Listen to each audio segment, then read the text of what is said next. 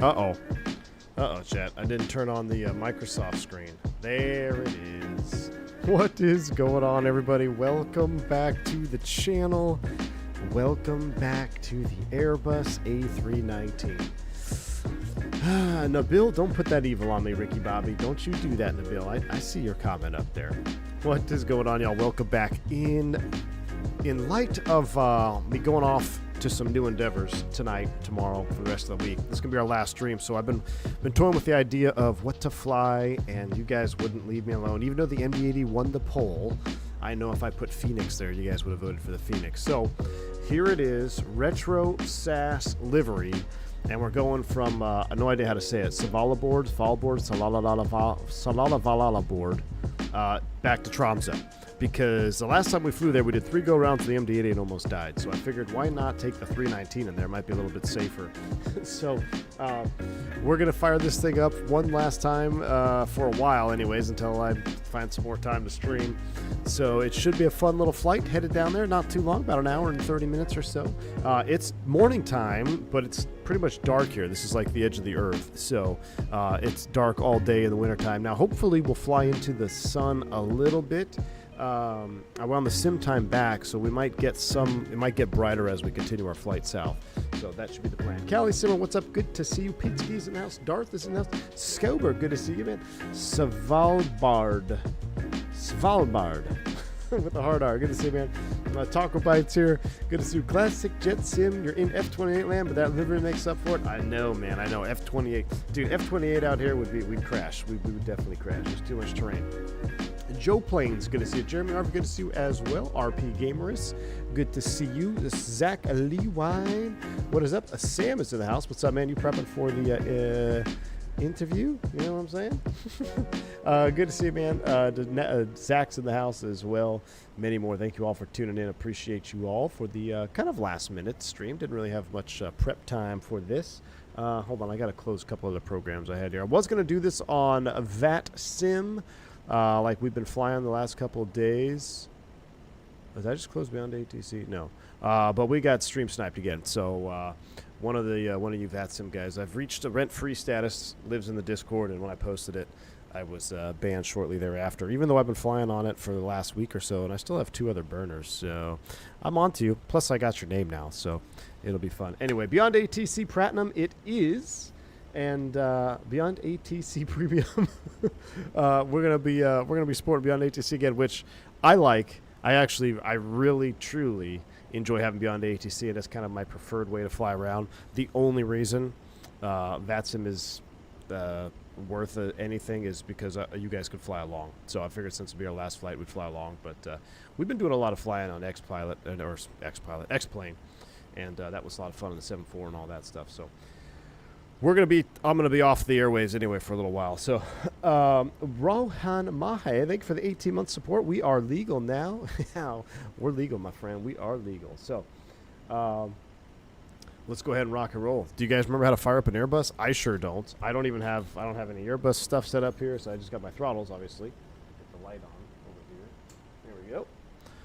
And let's go ahead and we'll walk up. I mean, I do miss the Fenix, man. The Fenix is just, it is awesome. I have engine heaters on. There's no visual model right now, but I do have the engine heaters on because I do believe it is cold. Look at the streaking on the fuselage, man. When you fly everything else under the sun for the last week and a half, and then I get back in the Fenix, it's like, man, this airplane is really, really good. So we won't do a full pre-flight. Actually, we can walk in the aft stairs, right? Look at the wind blowing the rudder over. We'll walk up the aft stairs. I do love this feature.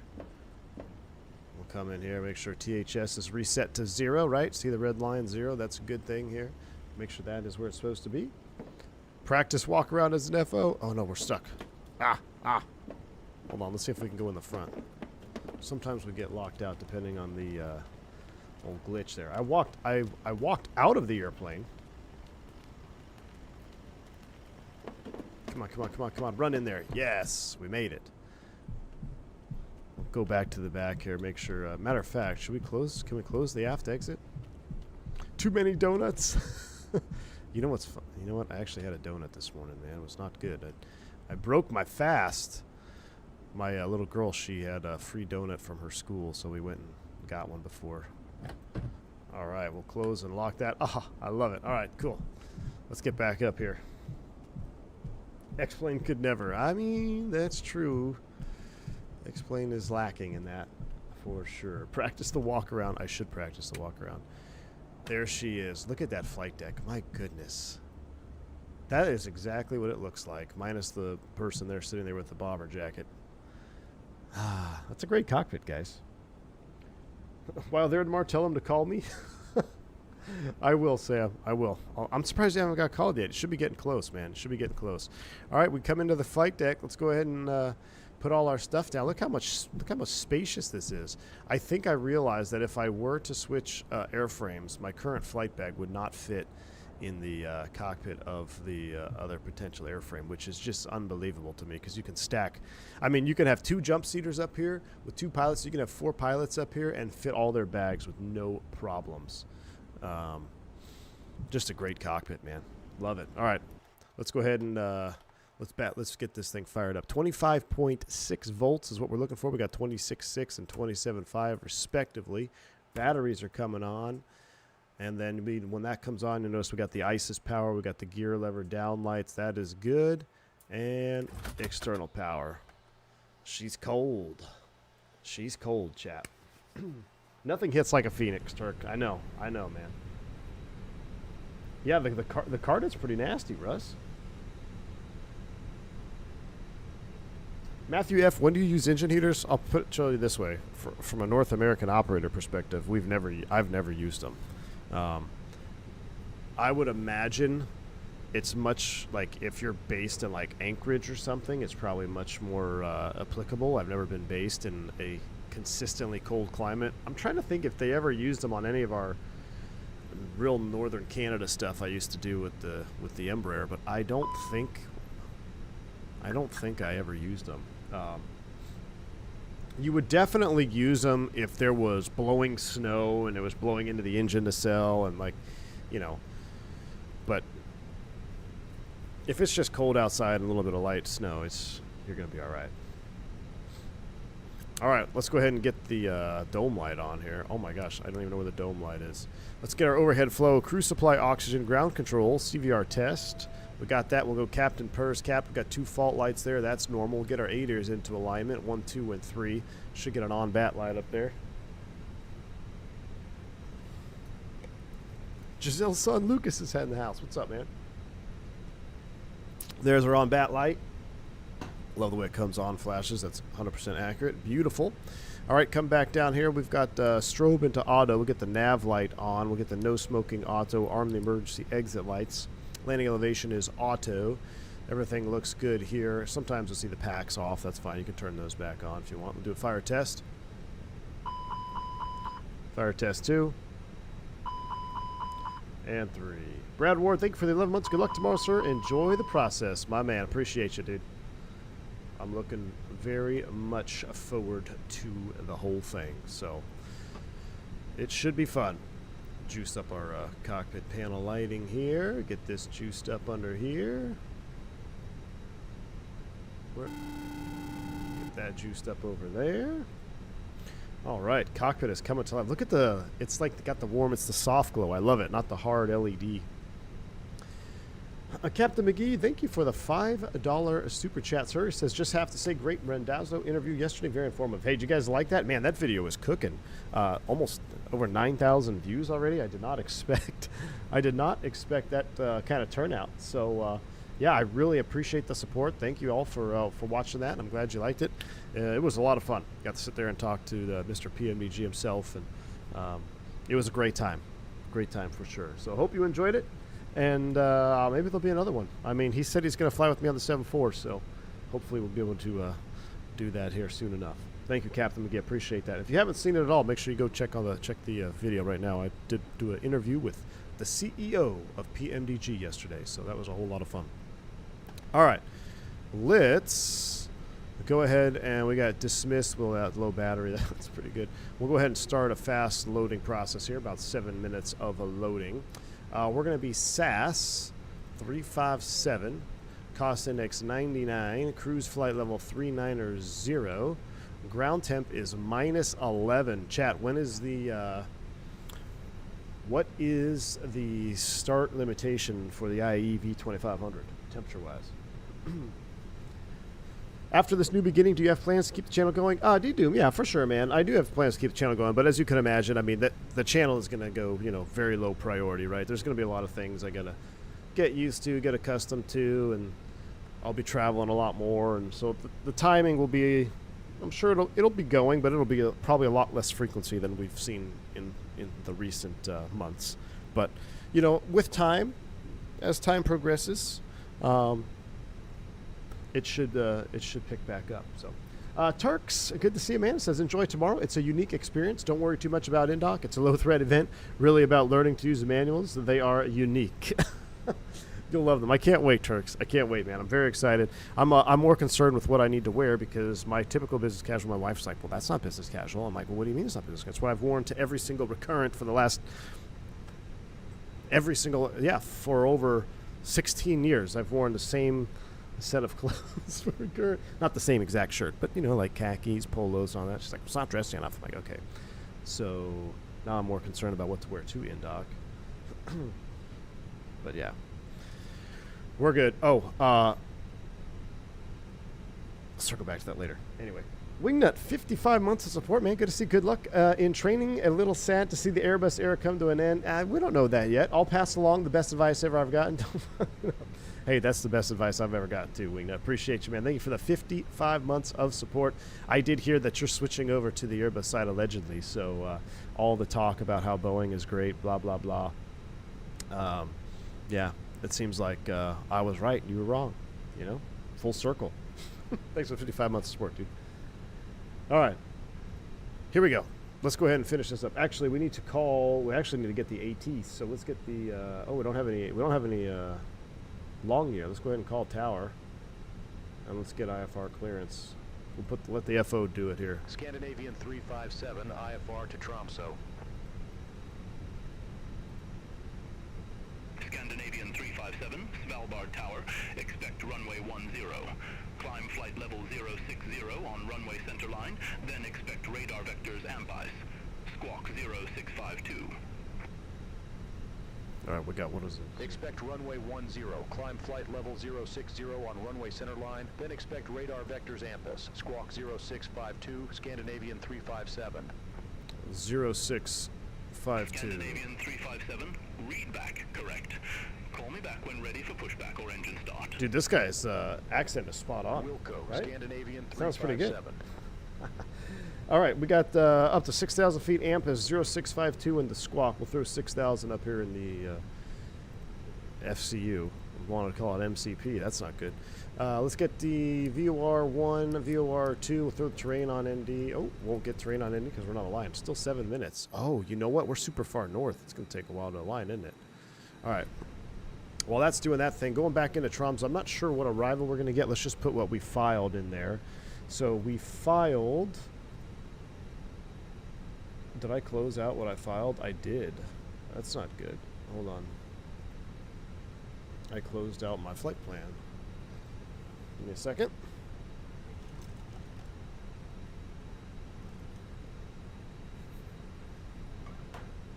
We know the drill. V1 Nation will hibernate until Clarion call is received. Will return with vigor. I know you will. I absolutely know you guys will. V1 Nation is very, very resilient. All right. What did we file for approach? The Lomva for Lima for 3-6. ILS Zulu. Lomva for Lima. Approach via... I don't know yet. Let's just put no via in there for right now. We're going to look at that in route. We'll insert that because we might actually change that. All right, flight plan's done. Let's get to our secondary. Let's do a quick secondary here. Is it ENSB? Now, this is another, topic of consideration. Would we come back to ENSB? I'm not sure. I've never flown out of here. Single runway might be kind of sus. We're taking off 9. Let's come back to ILS 9, secondary perf. I found out how to go through the McDo to force them into alignment immediately. Oh, Al Loper, nice. In the maintenance section. We'll put 200 down here in the barrel because we're pretty much sea level, right? Magic Barrel Ref says, yes, we are basically sea level. QNH is 1017. 1017. Man, this cockpit is so nice. My eyes, after flying an X-Plane, I mean, X-Plane is, I'm not going to lie, X-Plane has come a long way. And there's some really good things, especially with that freighter 7.4 that we got to fly. But, man, just the additional fuel and tanks, 14.4, that checks. The additional just texturing and juice of Microsoft is so nice. Seatbelt signs coming on. Let's get the APU up. We're going to warm this cabin up stat. I am slightly concerned at the length of time for our I don't remember, guys, I don't remember how to do cameras in Microsoft. It's been so long. I'm doing my X-Plane binds.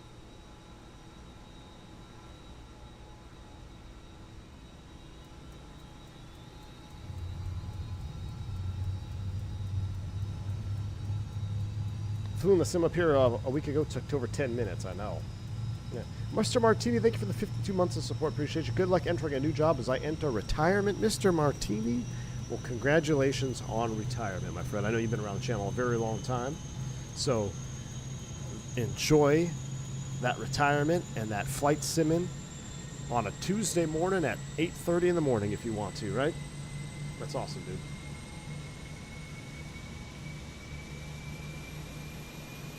Captain Simp, we're going to Tromso. Last time we flew there, we did 3 go-arounds and almost died. All right, we'll get the APU cooking. We'll go ahead and hit the chrono because we definitely got to warm that up here. Austin Grady, thank you for the $5 super chat. I loved your interview with PMDG yesterday. I've never flown a 747-100, but after hearing about it yesterday, I can't wait to dive in and learn it. I know, Austin Grady, thank you for the $5 super chat, man.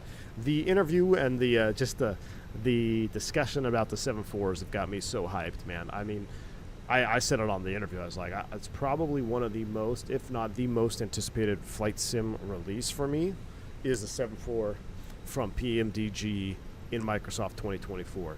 I know the NG and the NGX is kind of what like really propelled my drive through just in all of flight simulation, but I had all of PMDG products. I had the MD-11 before the NGX. I had the Jetstream. I had the 7.4, and I've mentioned it before. I remember in FSX there was the missions, right, where you could do the missions and then you could substitute for payware aircraft. I was doing there was a default mission, 747-400 Quito approach, and you're flying cargo into Quito.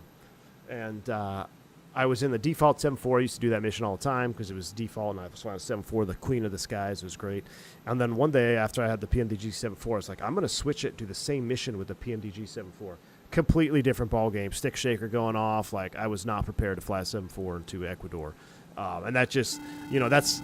I already knew that PMDG was much more advanced than any default airplane, but it really hit home. I'm like, oh yeah, this is why you pay for payware products, because they're that much better. And I mean, that may sound silly now, but back in the day, I mean, you just kind of, there was a lot of freeware, the whole Posky series. There was a lot of mixing and mashing panels with airplanes and flight model mods, but it was awesome. I love the 7.4 from PMDG. And so to have that again, and not only the 400, but to have the 100, which to me, I am more excited about, because having a classic 7.4 is going to just be unbelievable. And with the way that they're going to work a couple INSs and having an engineer to help you out is going to be great. So, yes, I am very, very excited about that. Sandman, thank you for the $5 super chat. Says, after hearing about possibility of a native shared cockpit in the 7.4, it jumped to the top. Yes, also that is very, very awesome. Having some sort of a native shared cockpit situation in the 7.4 is going to be fantastic.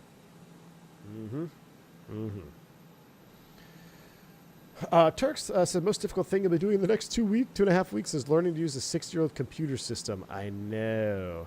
I am holding my breath. Turks also had a question. So basin dock, where you go out to your base, how long is that situation? I didn't know. I mean, that's pretty cool. At my previous operator, they just said, okay, that's where you're going, and check on your EFB. That's where the crew room's located, and I don't know who your chief pilot is. Just check the bid packet.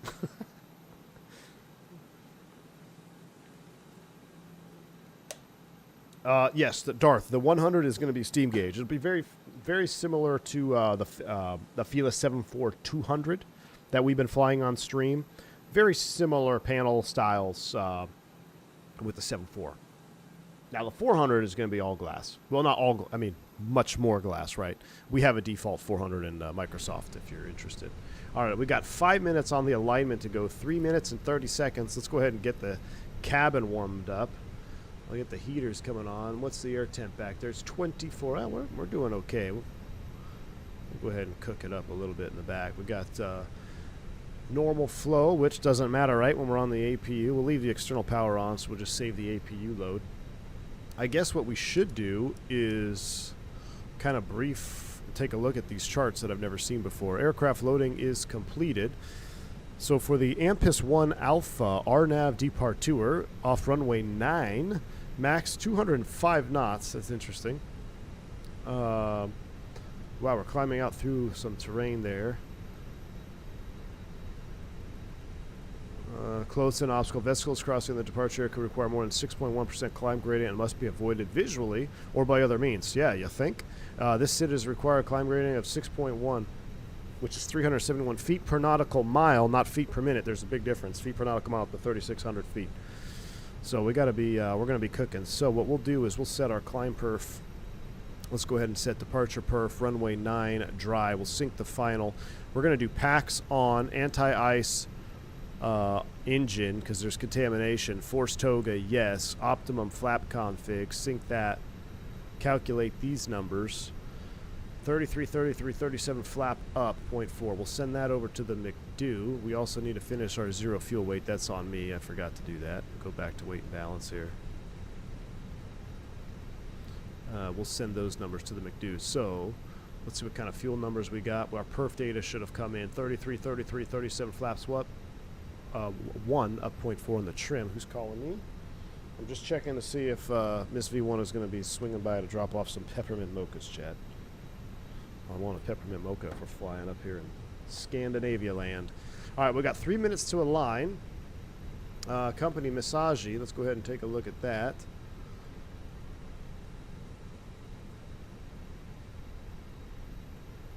Wow, guys, I'm so rusty. I don't even know how to... When's the last time we flew the Airbus? Man. Except, ooh, we got 6 jump seaters. We got RSR on the jump seat. So let's close the door. Let's get him situated. Mr. Randazzo's on the jump seat this afternoon. All right, that's final load sheet is done. We got 2 minutes to align. We'll go ahead and disconnect the external power. We'll let them know down below you're good to disconnect. GPU, we'll pull the chocks, pull the stairs, aft stairs, close up the doors. And we'll just let them know we need to finish loading here.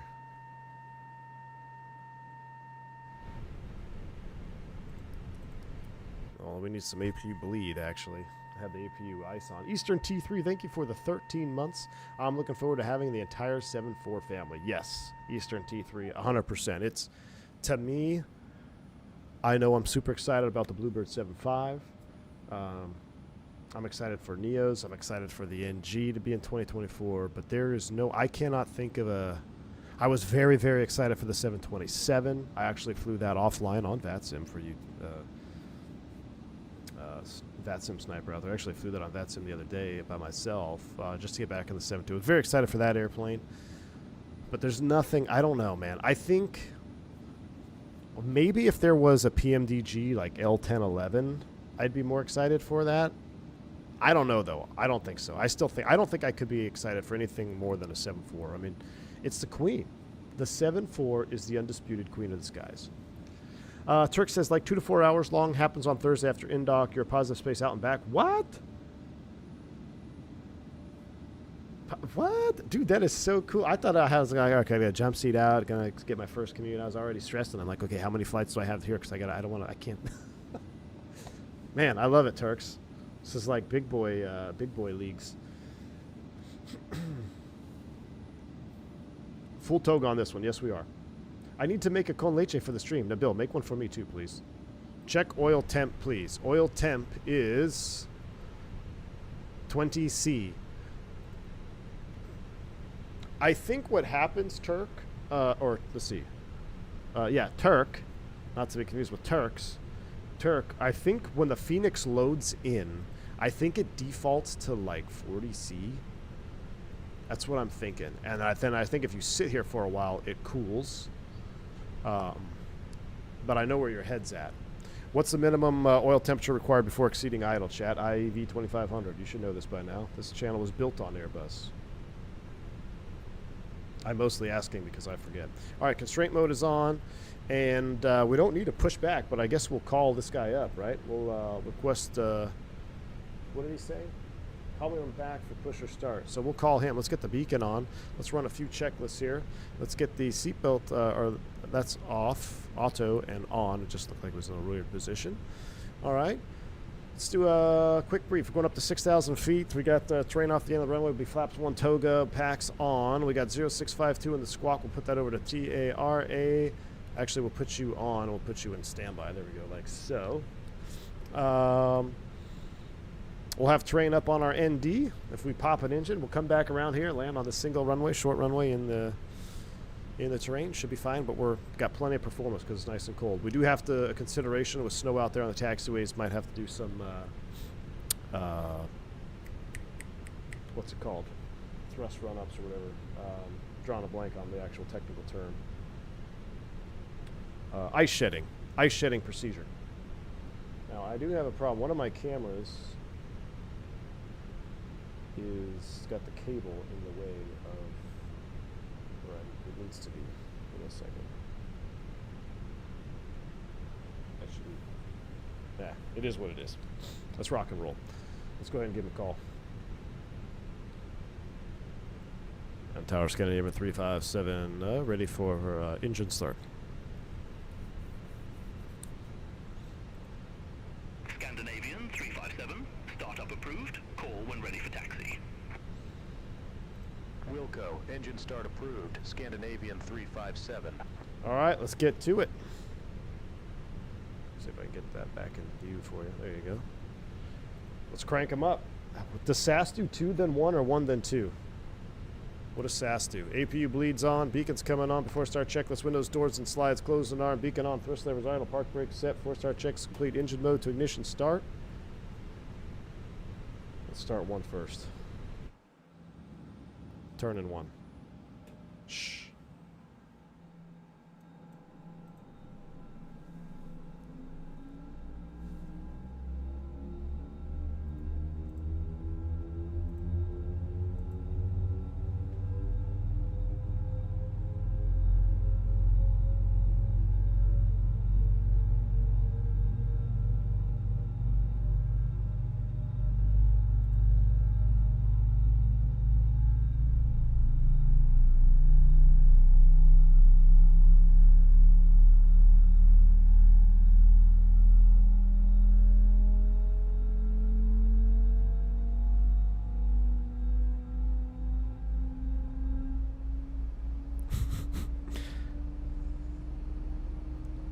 I mean, that engine sound is so good, chat. So good. There's the bus transfer. There's the veil. We're going to go ahead and start 2 because the engines are cooled. Want to get a warm up. Turning 2.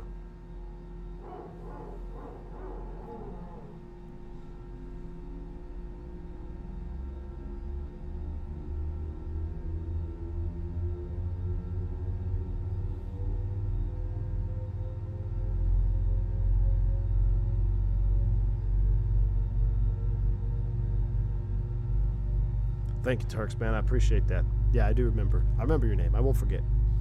Thank you, dude.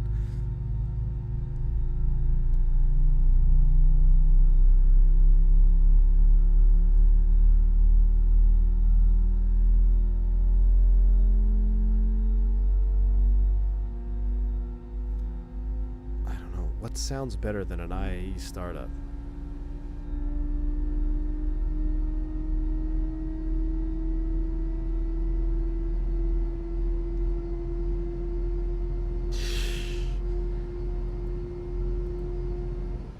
I don't know what sounds better than that. We got the veil light. Let me turn the dim the cabin down here. I'll turn the sim down just a little bit so I can hear myself think as well. Sim settings, cabin. Let's turn the cabin lights off, please. Alright. We got 2 good starts. APU bleeds coming off. That's coming off. Engine anti-ice 1 and 2 is coming on. That's going back there. That's there. What is our flap 1?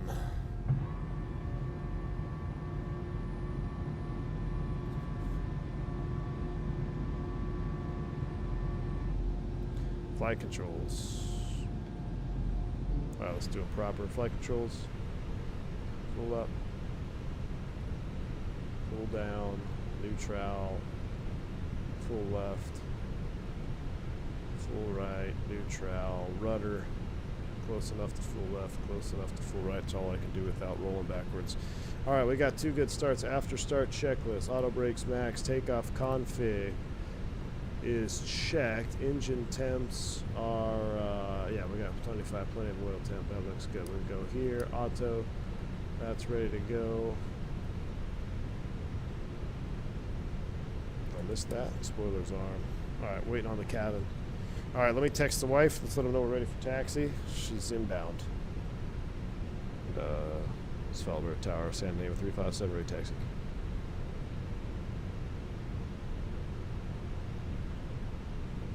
Scandinavian 357, runway 10, taxi at pilot's discretion. Runway 10, taxi my discretion. Scandinavian 357. All right, here we go. Brakes released.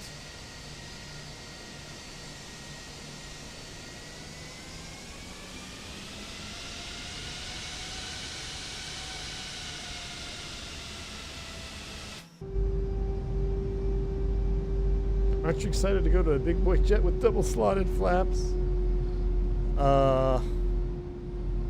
Cannot confirm nor deny. Alright, runway 10 is going to be off to our right. Brake check. Pressure 0. I gotta get used to the mouse direction. We got a back taxi anyway, so we're just gonna hop on here and we'll back taxi.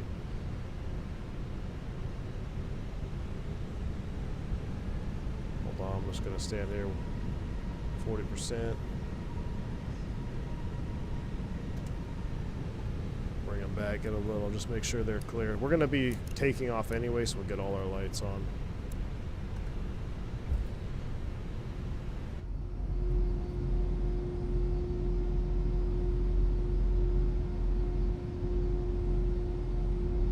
We got a long back taxi. If you're going to do ice shedding, a good place to do it is the runway. And you don't have to worry about heating up the brakes.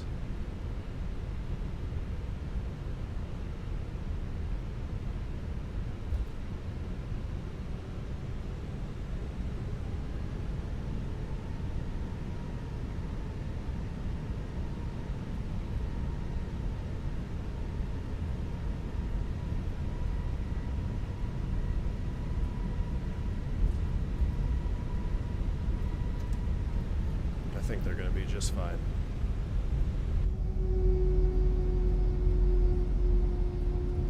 They're giving me some shifts in the O'Hare CDF tower with this winter. Let me know if you're heading to the pad. I'll say hey on the radio. Joe Plains, my man. If I'm in the pad this winter, it'll probably be in 2026, but I'll let you know, my man.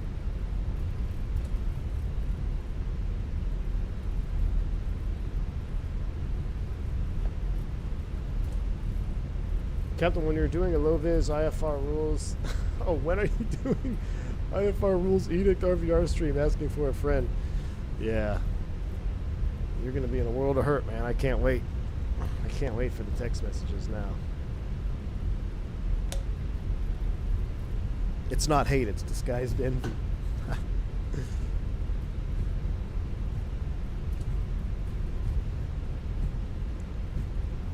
Alright, we got plenty of time on the engines.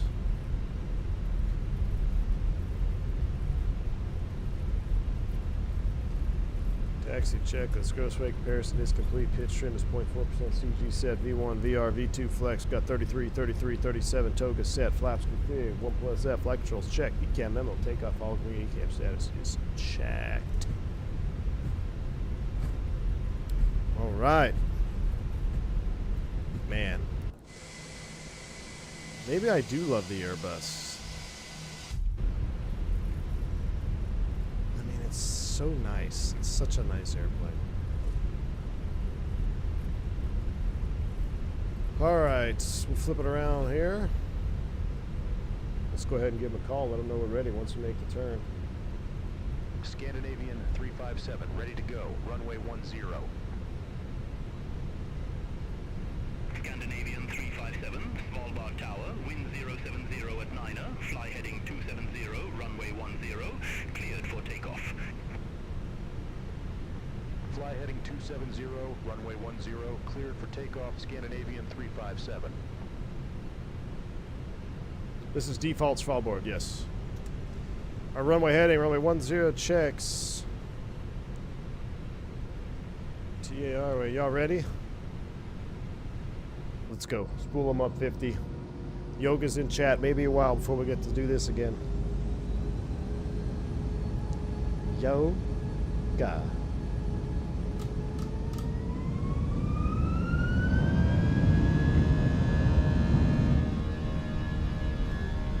Mantoga SRS runway auto thrust blue.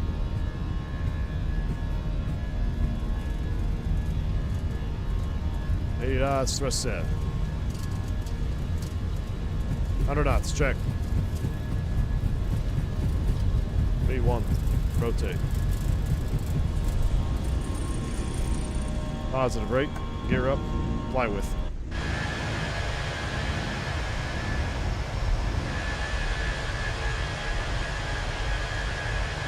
Oh yeah.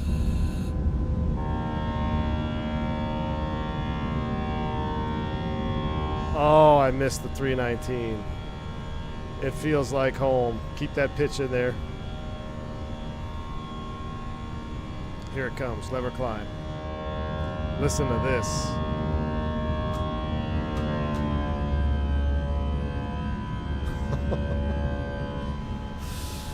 Oh, the Airbus is great. 205 max. We're going to be just fine. Thrust climb, climb, nav. Going up to 6,000. Blackbird, Scandinavian 357, passing 2,500 for 6,000.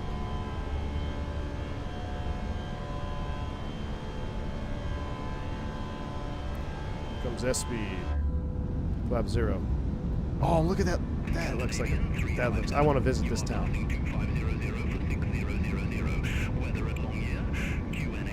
I want to go to that town. That looks epic. Bank angle check to the right.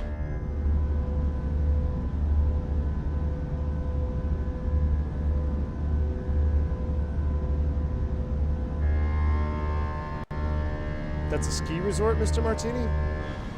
Alright, that's on my bucket list, officially. That is officially on my bucket list. Alright, that's coming up. We'll go ahead and kill the engine and ice.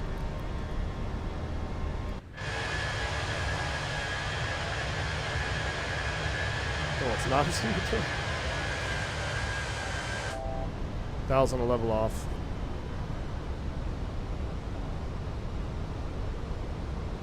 Magic Mirror ref will set standard.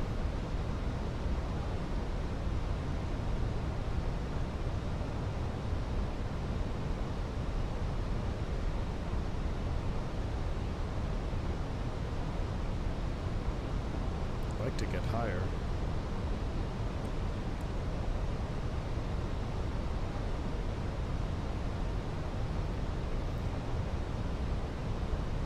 $6,000.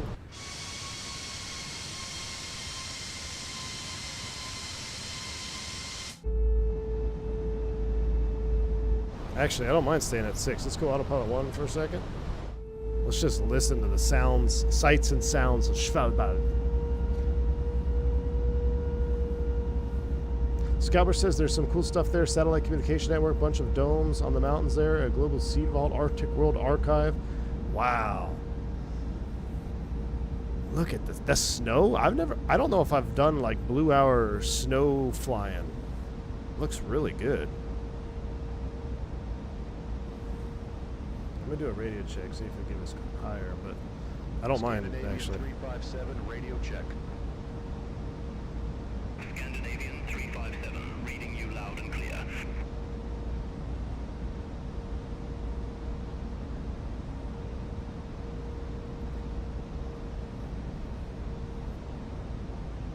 Salvo requests climb flight level 390.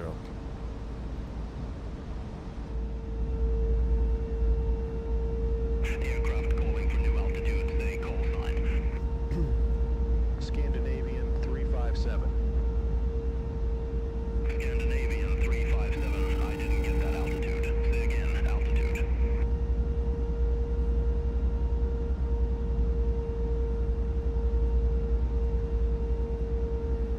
Request flight level 390, Scandinavian CK, thank you so much for the £5, man. Appreciate you. Says if you want love the PMDG interview. Flight level 390 is already yours. Keep up the good work. Hey, thank you, man. Really appreciate you, CK. All right. Well, in that case, let's just climb up 390 then.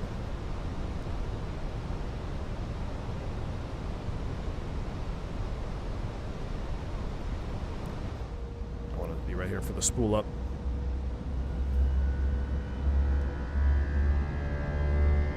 Thank you, CK Sim Gaming. Appreciate that. Glad you enjoyed it, man. I had a lot of fun. Blue Games, what's up, my man? Dude, this is beautiful. I've never flown this part of the world, Blue Games.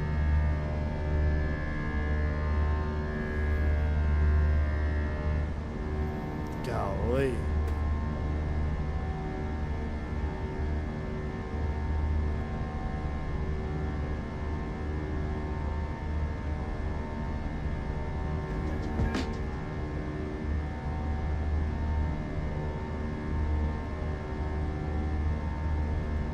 Wing flex looks so good.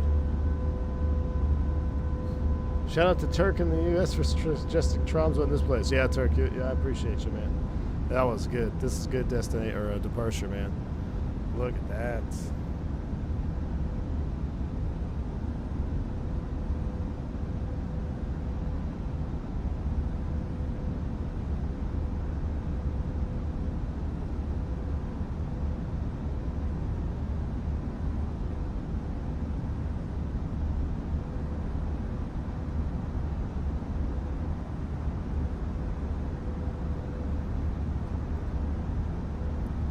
I know, Taco Bite.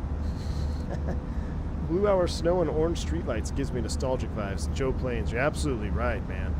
That little town there on departure with the blue hour snow, and it gave me like epic Christmas vibes, you know, like 'tis the season. 'Tis the season.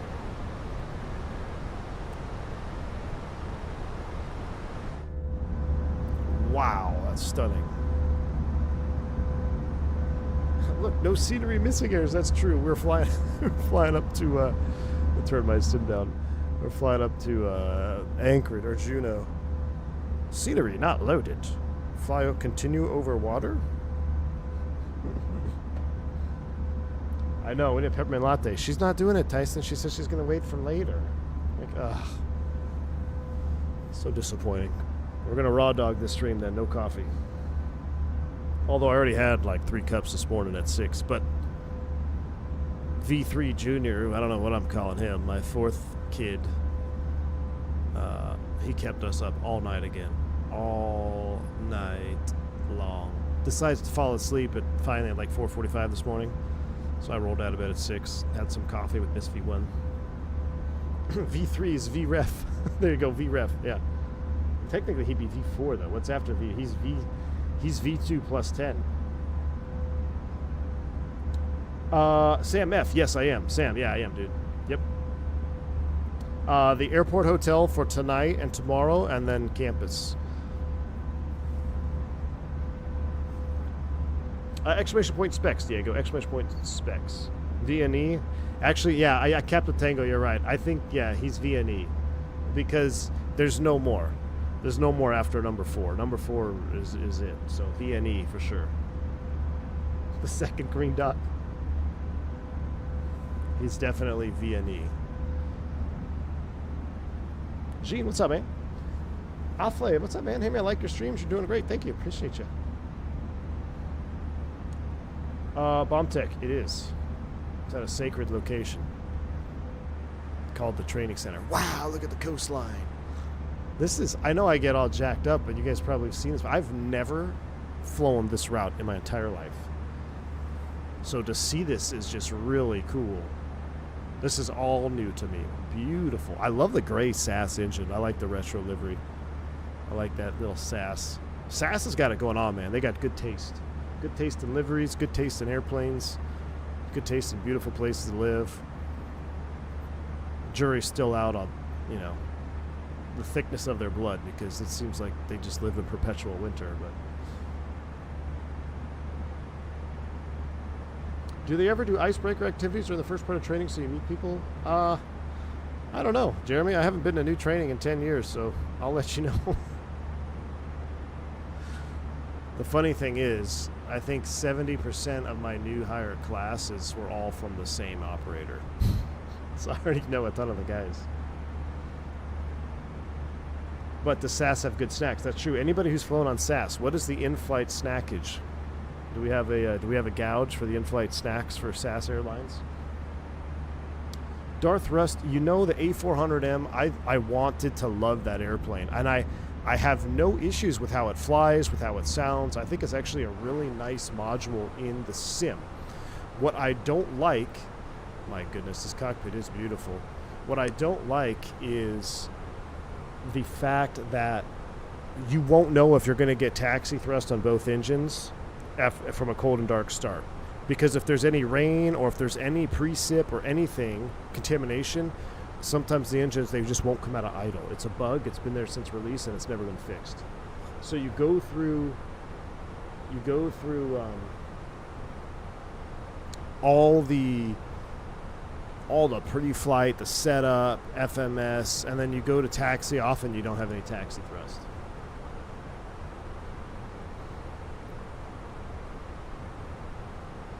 Snacks used to be good. Business changed all over.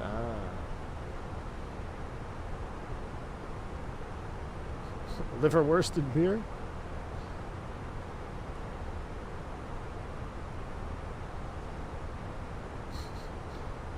You better hope it's not a name where you're from and fun fact about yourself. Yeah.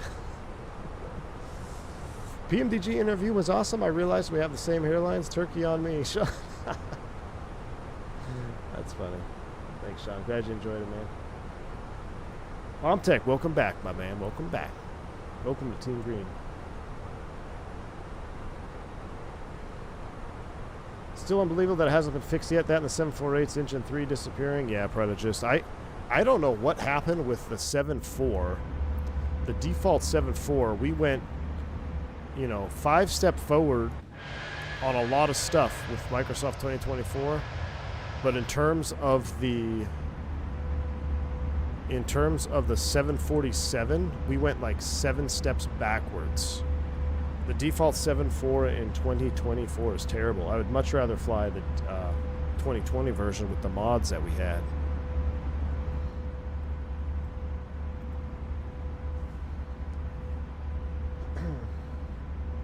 SAS serves freshly clubbed walrus. Some kind of Vincent shark.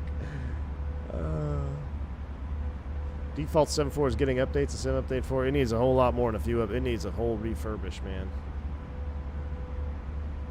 And the cockpit, like the texturing was okay, but I mean, when we had the default 7.4 in 2020 and we had the cockpit mod by More Right Rudder Mike and then the FT Sim sound pack, I was hooked on flying it. It was great. It's terrible now, terrible, because you can't do any of the mods. Janet Airlines, that's it, Jar Dog.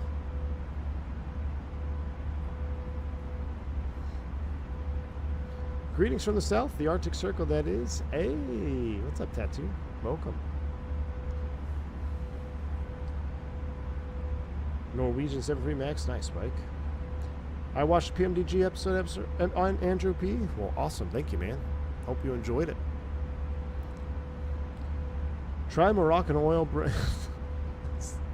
Oh my gosh.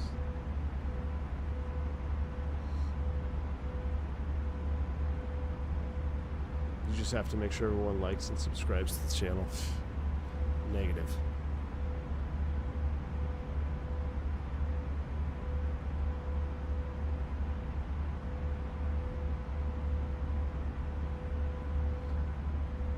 That is just a wonderful, wonderful climb out here. So actually we have, look at our situation up here. 0, because we're so far north, right? 0157.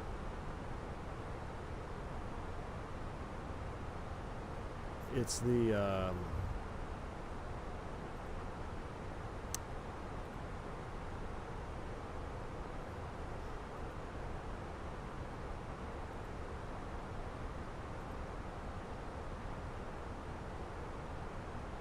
sure keep an eye on our GPS position.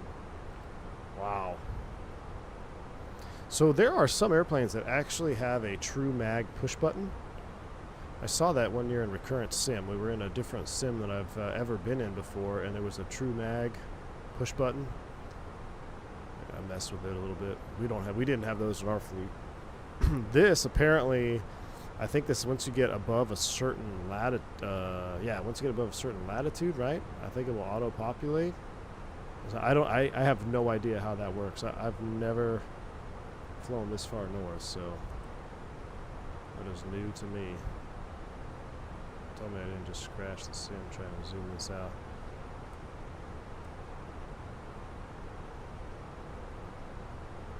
But man, what do we? I mean, it's nice to be back in 2024, huh? It's the last little bit of land. I think it's going to continue to get brighter, if I'm not mistaken. Do you have reduced training time if you have already a type rating on the aircraft or site? No. No. The only thing that would be different would be like if I was going to the Airbus, my type, I wouldn't have another type ride. I would go through all the same training, all the same checks, but at the end, I would not be receiving a type rating because I already have a type rating. So, but you have to learn how to fly the airplane on that company's SOP.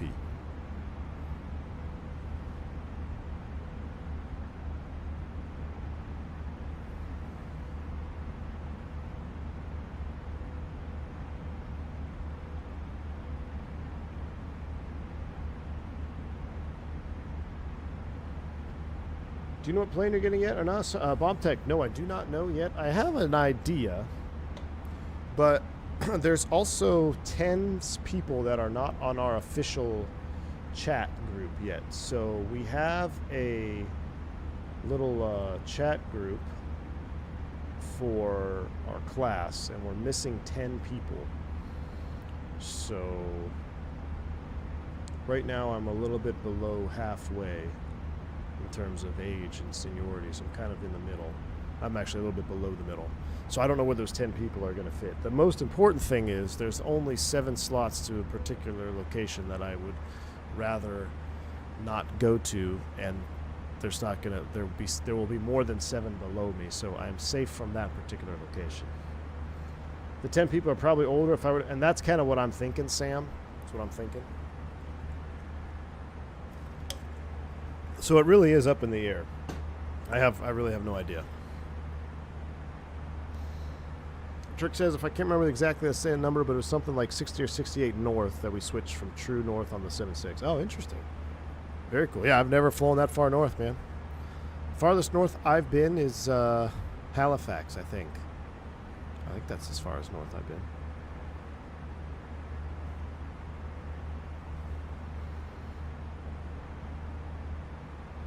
Yeah, Sam, what are you saying? Are you calling me old Sam? Get out of here. Dude, the number 1 guy, 1965. 1965. We can't make it to 39. Yes, we can. ENTC for Tromso, right?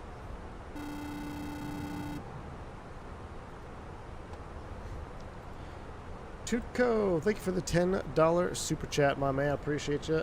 Just stopping by to say good luck on your training and transitioning to a Boeing. Allegedly.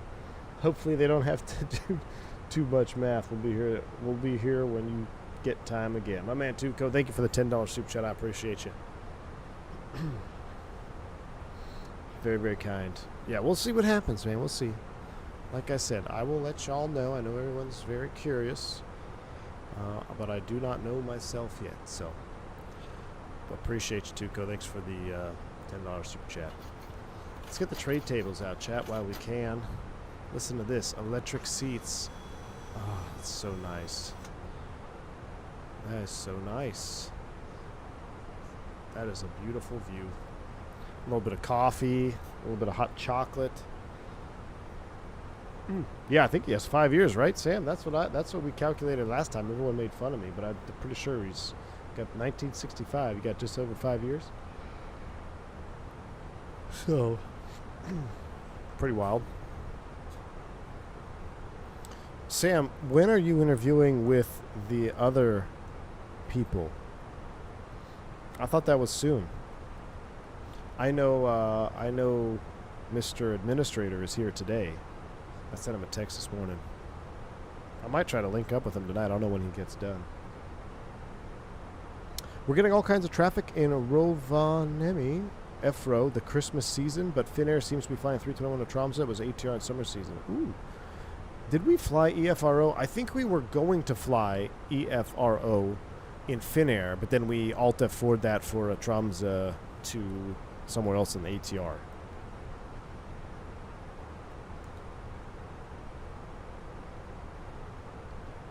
We'll see. Thrust Set, what's up, my man? Good to see you in green. How you doing today, Thrust Set? My colleague transitioned from the 320 to the 744, and he got used to Boeing philosophy quite easily. You know, I think, and I don't know this, I have other than just my own opinion, I think it would be easier to go from Airbus to a Boeing than it would be from a Boeing to an Airbus. Because if you start on Airbus and you get good with Airbus, you're comfortable with Airbus, going to a Boeing, at least to my knowledge, my surface knowledge, Boeing is much more traditional, right? So all of your training, all of your, entry-level flying was all based on rudimentary, normal flying physics. Where the Airbus, it enters a whole different realm with fly-by-wire and stuff. So I think going back to that would be easier than going to an Airbus, but I have no idea.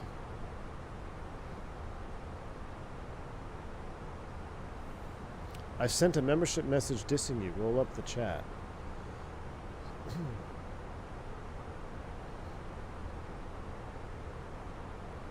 I don't have one. Maybe it was banned. Why would I want to read it anyway? Thank you, Andy. Appreciate you. Finally got my FMC and McDo running. Apparently my PC said I wasn't good enough to have other peripherals. CPU overloaded. Ooh. Ontario DFW was success thanks to thanks to Pop's Airbus driver. Very nice, Sean. You got the McDo, huh? I mean, I wanted to fly 7.3 today just for some FMC. I love messing with this FMC and the MCP.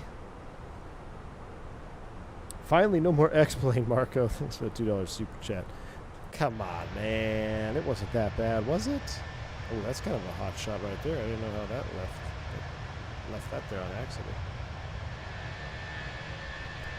Contrails are better in X-Plane, I'll tell you that.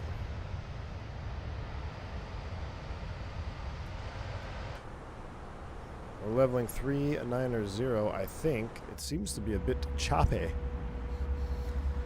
I really enjoyed my time in X-Plane last week, or the last couple streams. I mean, it was low visibility, or any type of precipitation, so rain, with all the mods. If you get all the mods installed, rain effects, rain, windshield wiper rain,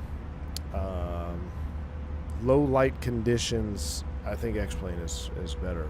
I actually think X-Plane is better with wet runway conditions in Microsoft 2024. It looks better with the reflections of the light on the water. In Microsoft, everything is covered in water, and then when it's not raining, it's all dry, 100%. So X-Plane has some potential, still.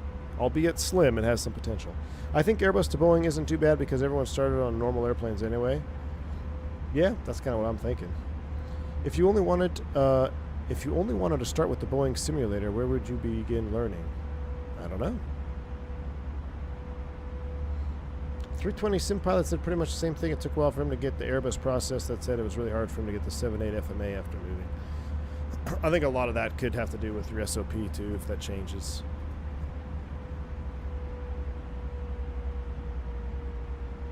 Chris PT6 in the house. What's going on, man? How you doing? Parallel 42 in 2024 when? Never, Nabil. Dreamerosity, that is the plan. I'm hoping that I'll be able to do some practicing in the sim to help ease that learning curve of the 737 if that's what happens to me. What are you going to do with no table? Eat like a savage, man. Or just not eat. Maybe it'll be better. Keeps you more in shape that way, right? I say that with love to Airbus, but you have to learn the Airbus way. You absolutely do. Do you think back in the early days of Airbus, pilots were not properly trained on how to manually fly? No, I think it's worse now than it's ever been. Dev. But it was true then, and it's true now, and I think it's worse now because now guys are training on glass twin stars with no condition lever, no prop lever. It's all automatic FADEC. I think it is worse than it's ever been, and I think it's going to continue to get worse until they all go to you're not even a pilot. You just sit there and manage single crew. That's the trajectory on. I don't think it's ever going to change. It may slow down. It appears to have slowed down a little bit, but I don't think the trajectory of single pilot ops and automated everything is going to do a 180 and become more manual. Seatbelt sign is off. You're now free to move back to cabin.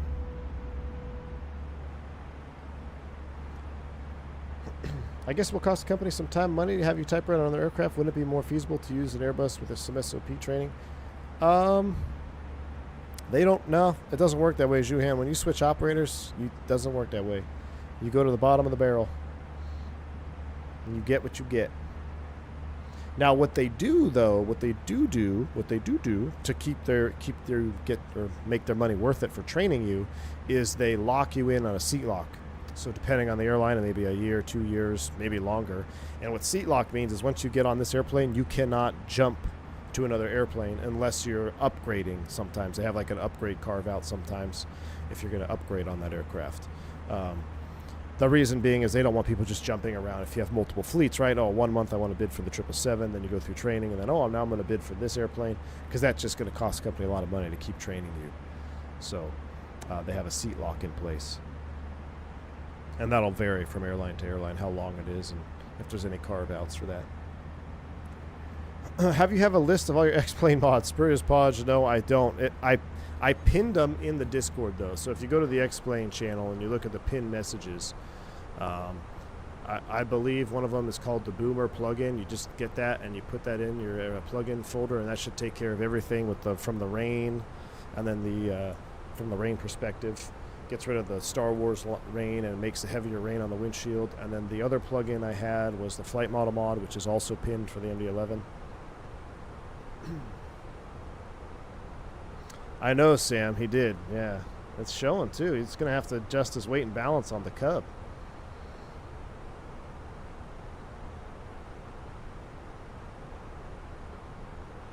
When you go off the training? Tonight. So I'm actually driving down tonight with the wife. So the wife, which is really cool. I've never even, I don't know. Well, I say I never heard of this, but I never even had an idea to, think about moving. But so you're allowed to bring your spouse to day one of orientation. Because so it's basically, the way I understand it, there's 2 days of basic orientation, which is really not pilot related stuff. It's everything else from non-rev travel to benefits and possibly bidding. Maybe bidding is later on in pilot in doc, but it's all like the basic stuff, like how to work in the company, etc., etc. So that's the base in doc. Your spouse is invited to day one of that, and then at night they have like a reception dinner. So we're going to drive down tonight, stay at the hotel. She'll come with me to class tomorrow morning. and then we'll do our dinner, and then the next day she leaves and goes back to the house, and I stay, and then pilot in dock starts on Friday. So that's more of your, it's still in dock, but it's all pilot related stuff, or more pilot related stuff. That lasts a week or so. And then and then after that you have, which is completely new to me, is base in dock, which I think is very cool. And I don't, like I said, I feel like I'm just a new guy to the airline world now, because for all these years, my blinders were on, so to speak, as part of like what other airlines are doing for hiring, because you're not looking to get hired at any other airline, right? So I'm just focused on my own task, my own operator. So I don't know what other companies do, but this base in dock thing, which is pretty cool, and Turks helped explain it. So basically, after you finish your pilot in dock, they send you out to your base that you've been assigned to, right? So you get to pick your base in aircraft in seniority order on day 1 or day 2, I believe.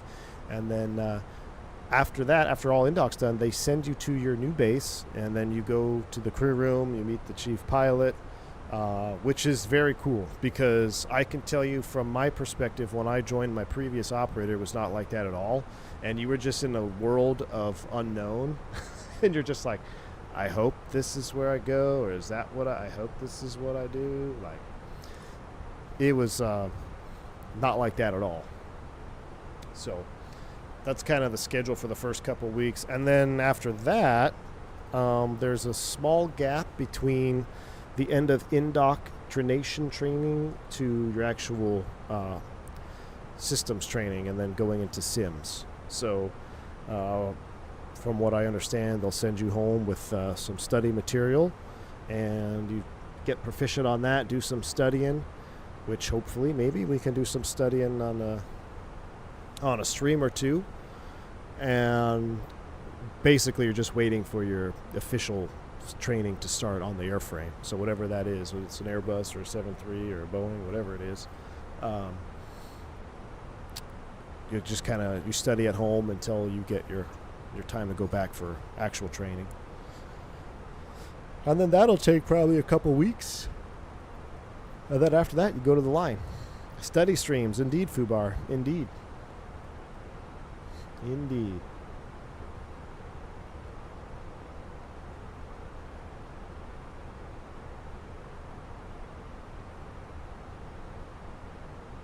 Chris Petey says, what's up? Been loving the X-Plane stuff. Haven't used mine in a couple of years. I tell you what, Chris, X-Plane 12 with the right mods and the right aircraft is actually not bad. It's not bad. And again, I would highly suggest go where there's rain or low visibility, and fly either from dark to sunrise or from sunset to nighttime. Don't fly in the middle of the day. If you can do those things, it's actually not a bad experience. Have I checked the weather for ENTC? I have not. Someone got a METAR for me? Good luck, V1. We're going to miss you for a while. He maybe, Mrs. could step up to the mic. Yeah, exactly. I'll send her on the podcast.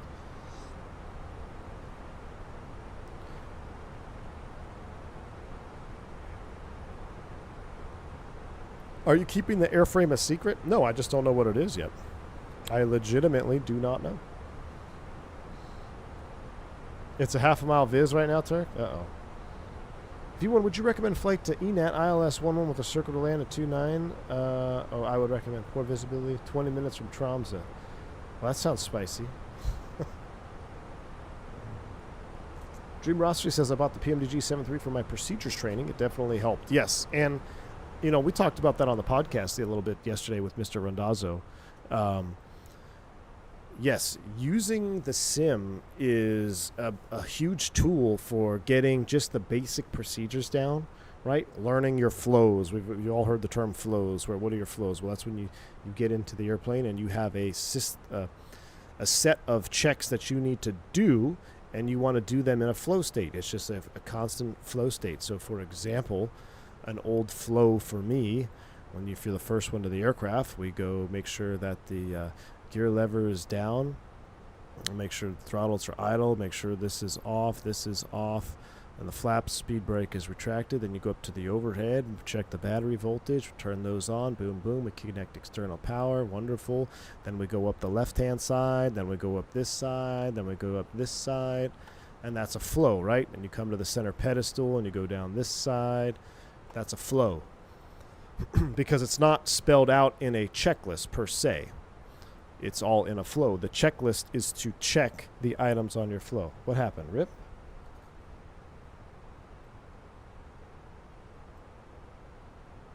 That was not the stream. My stream has been solid. No drop frames, so that must have been the Cloudflare.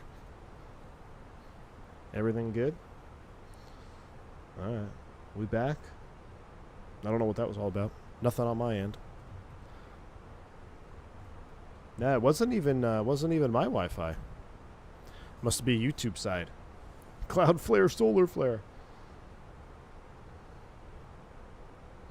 Lucas says the best plane you can fly is one that pays your bills. Amen to that, Lucas. Absolutely right.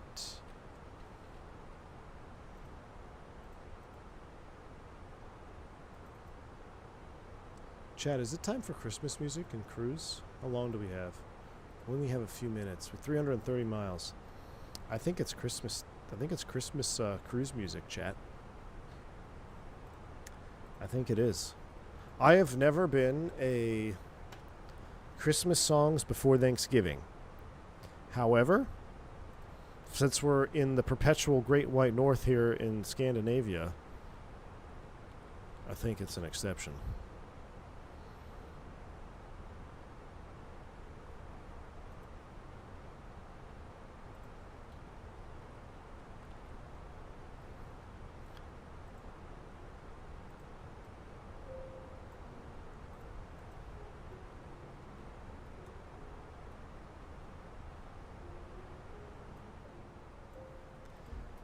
What a great cockpit.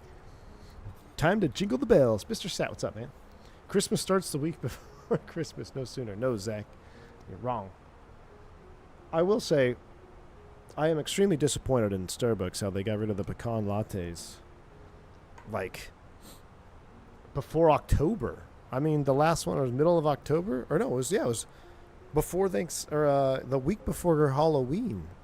Like, what? The fall doesn't end. Fall goes all the way till Thanksgiving Day.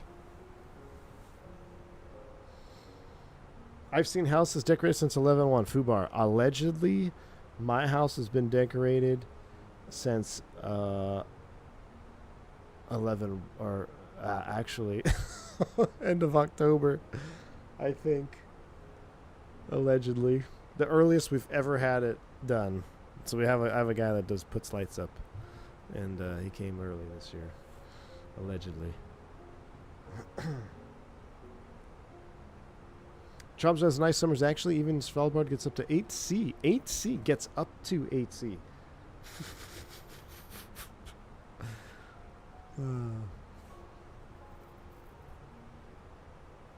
I'm so excited for Thanksgiving. One of my favorite holidays. I do like Thanksgiving. It'll be a Thanksgiving in training for me. Pecan beer is Shiner. Yes. Yeah. Yeah, the pecan Shiner. Yeah, Sam. Man, I haven't had a beer in a really, really long time. People in my area put up Christmas lights in October, and I do not understand the thought process turning on Christmas lights before Halloween. Just tell people you left them up from last year. You know, I almost did that one year because I didn't want to take them down. There was always either a weather, or rain, or lightning. And I was like, yeah, screw it. I'm just going to leave them up. And we had our lights up until it was definitely after Valentine's Day. I think it was close to March when we finally took them down. I think it was in March. Yeah, it was March, because I remember I fished a tournament in early March, and I remember leaving in the morning and the Christmas lights were on, and I'm like, I'm basically fishing pre-spawn and there's still Christmas lights on the house. This is a problem. Then we took them down.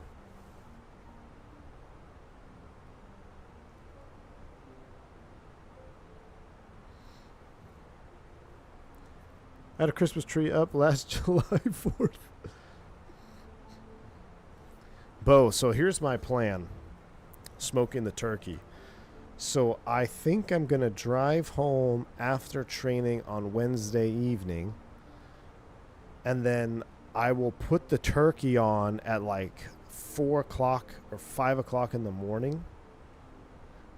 Maybe Depends on what time. Probably have to be back at 8 a.m. So I might actually put the turkey on around 6:30 in the morning. And then I'm going to set the timer and everything. I'm going to have my wife get the app so she can track it. And then I'm going to go back to school, do my schooling on Thursday. She'll pull the turkey when it's done. Then I'll drive home after and do Thanksgiving dinner. So hopefully that is the tentative plan.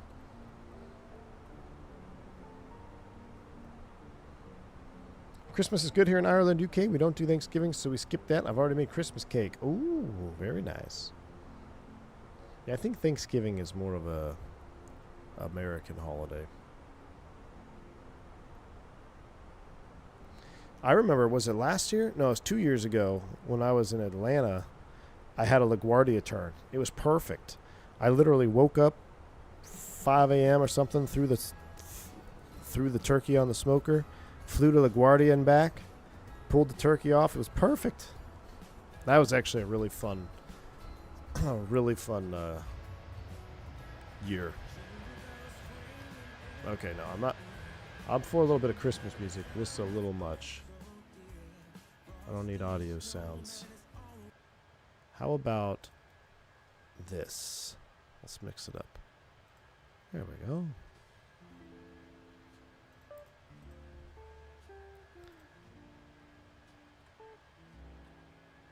I do not remember these key commands. So it is confirmed contrails in X-Plane 12 are better. That livery is pretty sweet though. You guys like the retro? I like the retro. What is the Thanksgiving game this year? I don't know, Douglas. How about them Cowboys though? Sorry, I've been on a loop for a few days. Do you know what you'll type on? No, I do not yet.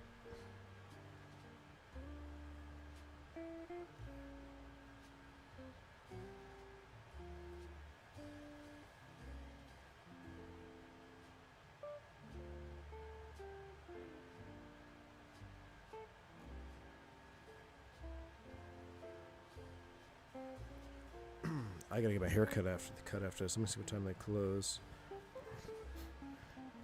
Surely they'll be open. It's only 12:20.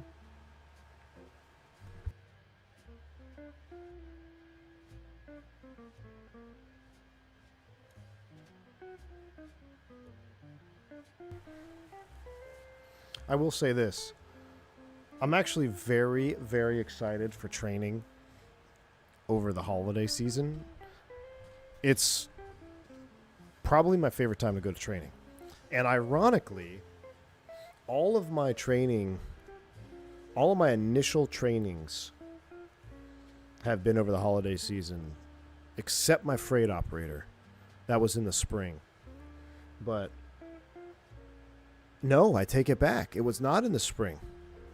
That was late winter. That was like December. So from flying freight to my regional hire date was almost the same exact date in November as my date at my last airline. And get this. Say the date is 18th? Yeah.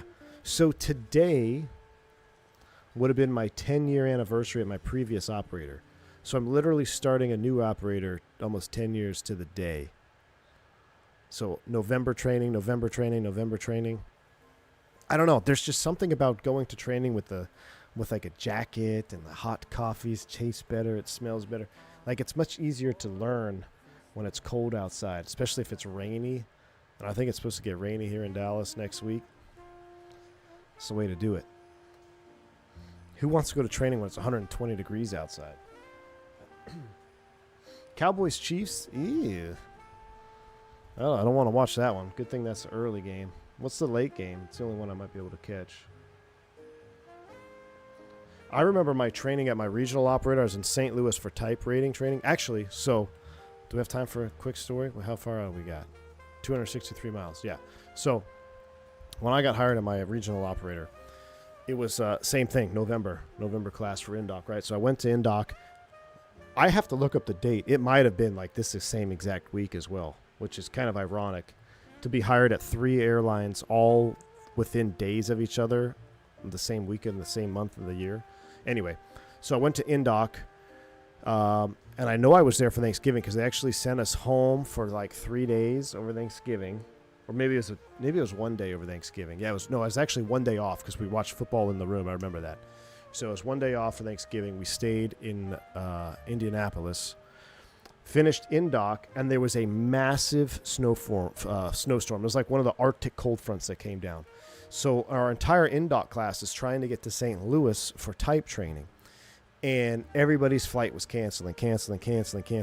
So we almost everybody in the class, we were either the options were spend a night in the airport or rent a van and drive from Indianapolis to St. Louis in a snowstorm. It's Arctic blast, like minus 20 outside.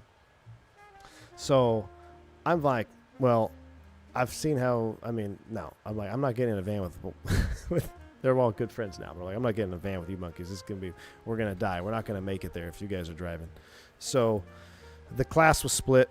Half the guys said, I want to get a van and drive. And the other half said, we're going to stay overnight. So I stayed overnight. I was like, I'm not driving in a van. So they went and rented a van, and they couldn't find a van anywhere. There were no vans available. That was a whole ordeal. I was going to stay the entire night. However, as I'm just kind of walking around the airport there, I stumbled upon a gate at a Chicago, because I was in Chicago. I jumped from Indy to Chicago. I was like, so there's nothing at Indy, so I flew to Chicago, and I saw, same thing, flights cancel, and I'm walking around the airport, and I'm at this gate, and I see this crew walk up, and they're like, yeah, we're repoing this to St. Louis. I'm like, what?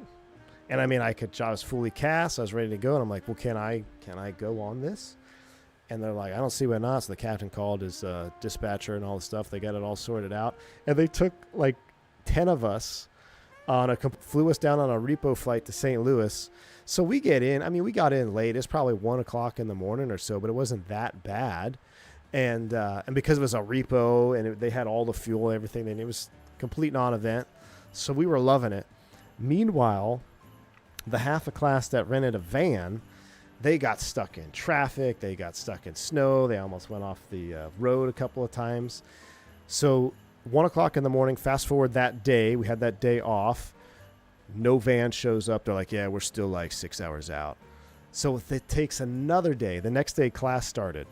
8 o'clock in the morning, I'm down in the hotel lobby. I'm like, well, I guess half the class isn't going to show up, right? Because there's 10 of us there that flew. And lo and behold, here comes this friggin' rental van, all white passenger van, rolls up. It's the other half of the class, and they are miserable. They've been driving for 2.5 days, and they literally changed clothes and then got in the hotel van to go to day one of systems training on the Embraer. And they were wiped, and it was just absolute misery. I was like, haha, you guys should have told you. What are you guys driving for?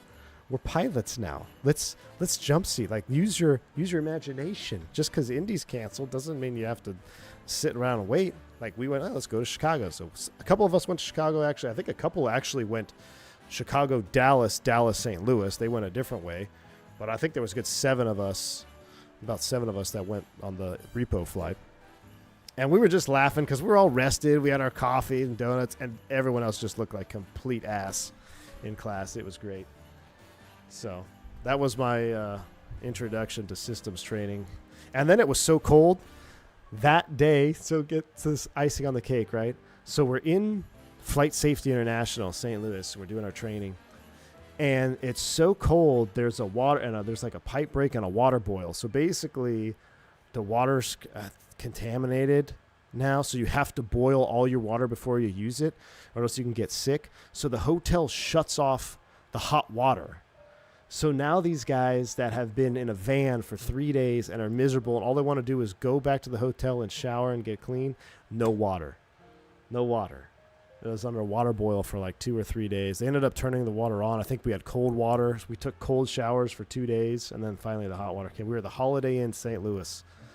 And, man, the coconut lime verbena lotion that is in Holiday Inns will haunt my dreams forever. So that was my introduction to 121 airline flying. But, oh, wow, look at this.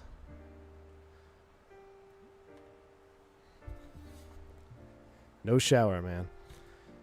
I remember shaving in the morning with ice cold water. It's just so miserable. It was a very miserable first few days of training. I mean, it was even I felt bad for the guys that drove, and then one of my buddies, he got really sick and he ended up missing 3 or 4 days of initial systems training. He almost had to get rolled to another class.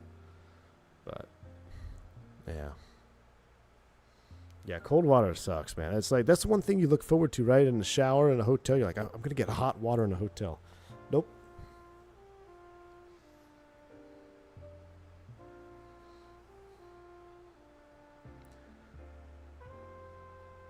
DJ, yeah, you could hitch a ride in the U-Haul with a polka band. Yep. Kids watched that movie the other night.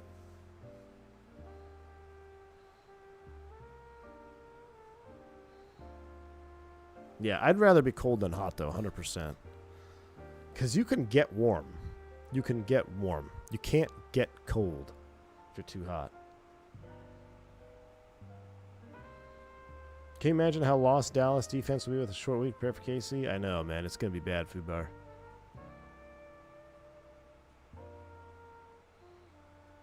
Fruity, what's up, man? As a Norwegian, this is lovely to watch. I'm glad you enjoy it, man.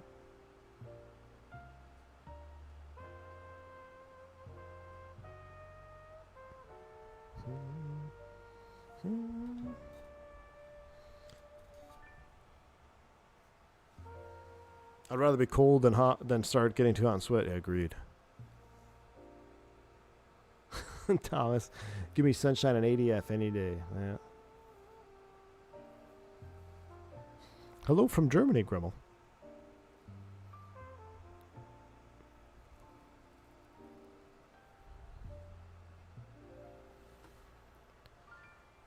All right, let's take a look at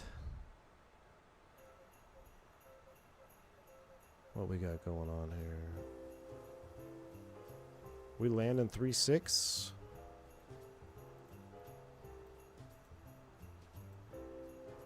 $200 at 12, huh?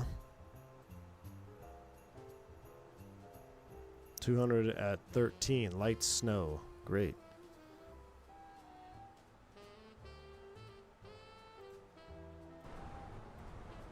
Landing 1.8, I think, will be the way to go, yeah.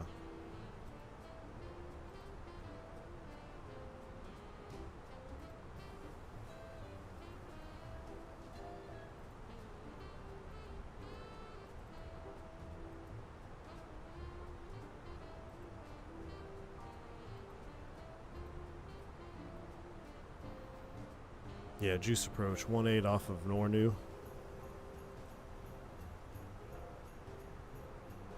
Or RNP Zulu 1.8. Nah.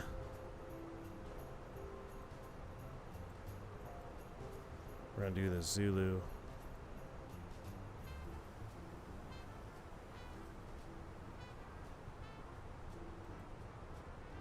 Probably need a DD1 mic.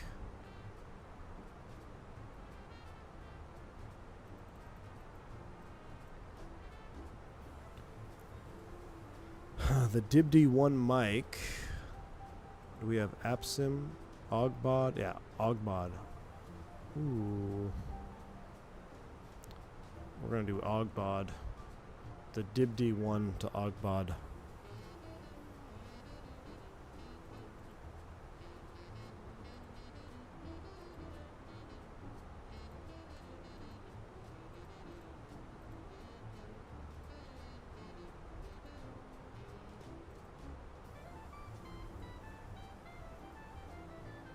That's going to shave some time off of this here.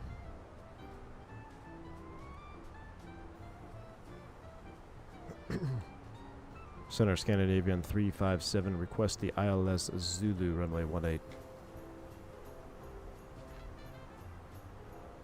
Scandinavian 357, you've not yet started your descent. Unable. Okay, well, I'm just letting you know. Because that's what I'm going to do, whether you like it or not.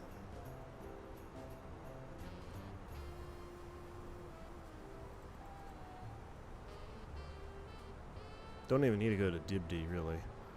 But it'll be 5,000 up there at the top. We'll get our LS push buttons on. LS push buttons on. We'll make sure we have terrain radar on when we start down. 8,000 feet, potentially contaminated. 1099, 183, 307, 321.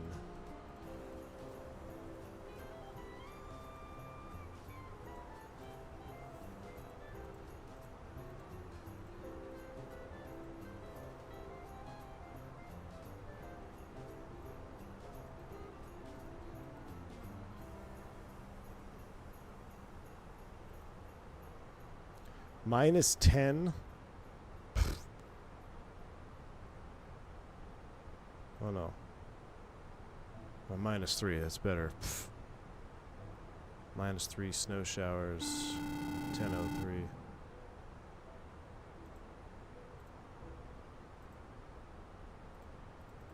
Is it really 1003? Yeah, QNH 1003. Okay. We're set up.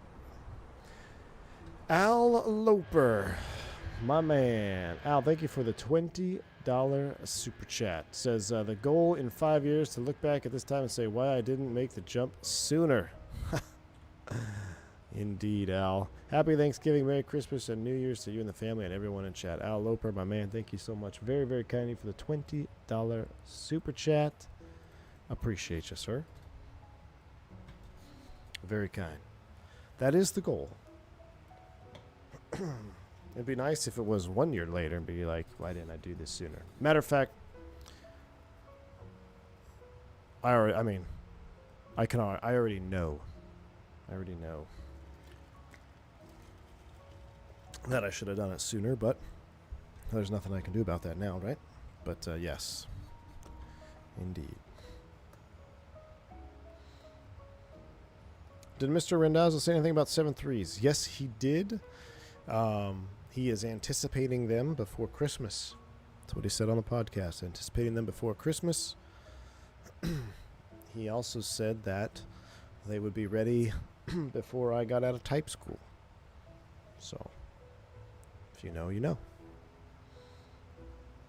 I bet your engine oil temp won't be below 20C, though. You know what, Turk? I don't know. We'd have to look.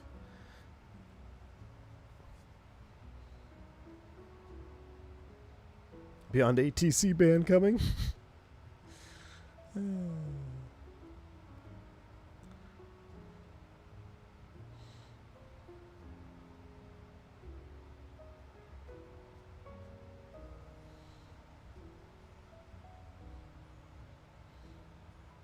Alexander, what's up, man? I do. Yes, before the end of the year. He's anticipating at least, 2 of the 3 models, or 2 of the 3 variants before the end of the year.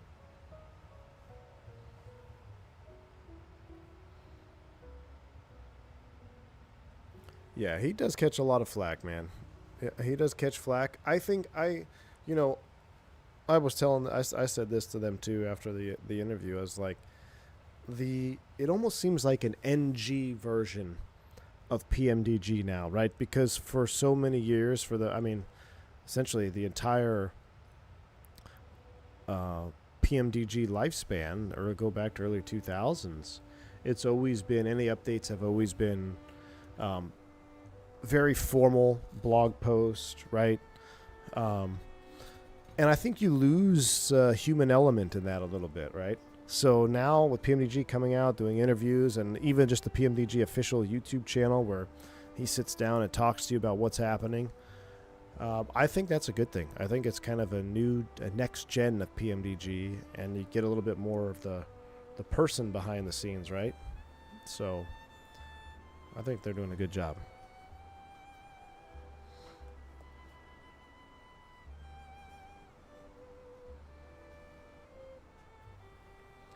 This A320 flying into the sunset is symbolic. Wingnut, you know what? That's funny. It is true. It's a perpetual sunset, too, where we are globally.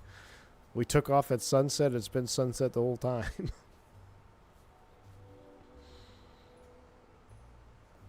Yeah, Marcus, I agreed. And I think it's, because when you read a text, even just a text message, right? When you read a text message or a forum post or Discord, you don't hear inflection. You don't hear sarcasm. You don't hear you miss a lot.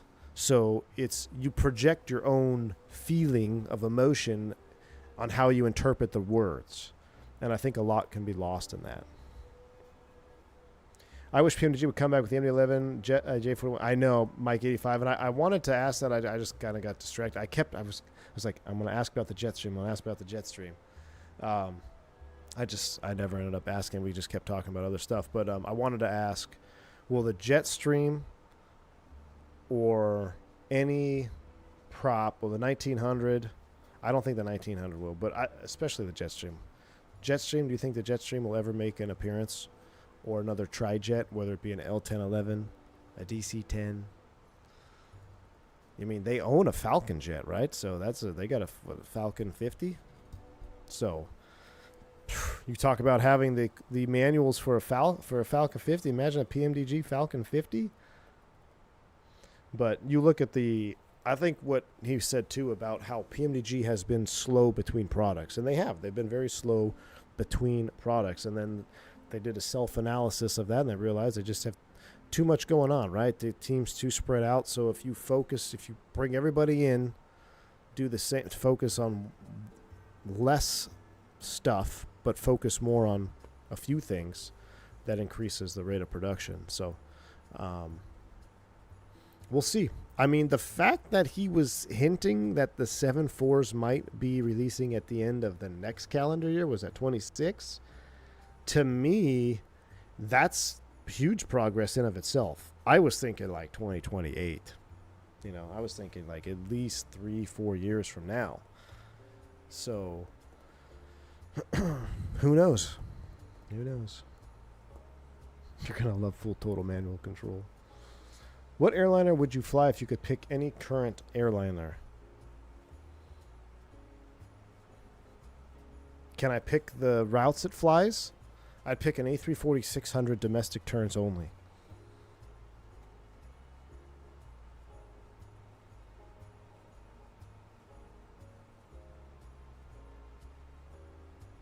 Rainman, what's up? I submitted my United app finally. Guess we'll see how it goes. Heard a lot of airlines starting to hire again. Yes, Rainman, well, best of luck to you, man.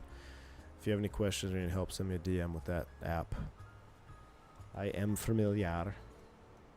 7.5 would be good, Spurious Podge. Yeah, 7.5 would be good. That might be my realistic current airliner. Would be a 7.5. I would like to see. But everybody's phasing them out. The only two operators in the U.S. is Delta and United, and they're all being phased out. So it's only a matter of time. 4 engines for short haul. Yes, sir, Aaron. What's up, Aaron? DJ, yeah, is it Fly Somewhere doing the Falcon 50? I saw the Falcon 50 at FS Expo last year. Looked very early and on development still. You have a cargo airline operating? What cargo operates 340-600s?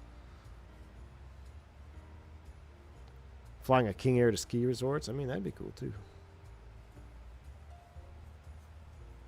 Yeah, 7.5 is a classic, man.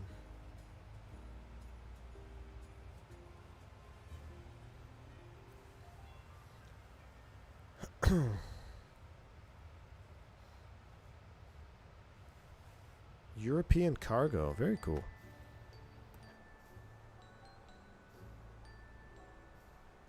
So this is going to fly us out to Dibdi. I really don't want to go all the way out there.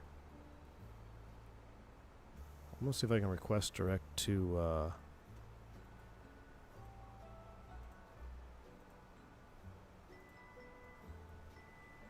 SOCs. Scandinavian 357, request direct to SOCs Ox. Scandinavian 357, confirm direct to Lomvi. Lomvi. Negative. Negative Scandinavian 357. Let me try to pick it out of a list. What about we just go straight in to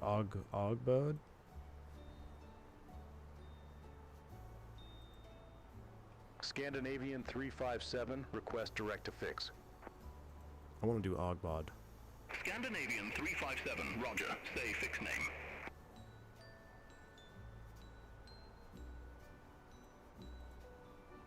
Request direct to Ojibode, Scandinavian Ojibode? 357. Scandinavian 357, you have not yet been cleared for your descent, and Ogbod is part of your star. Unable direct Ogbod at this time.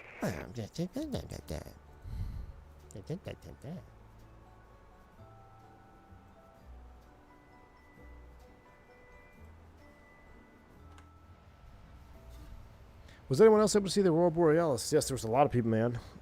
Yeah, a lot of people saw it up at where we live, too. It might just be incredible being an A340 300 cargo pilot, just knowing you're hauling a whole 2 to 3 tons of cargo back there. Yeah. A lot of cargo, man. Remember we had the conversation with the Scandinavian ATC? That was funny, too. Alright, I am going to request ready for descent soon.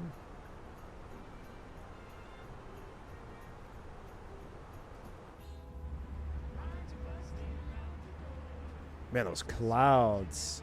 X-Plane 12 could never.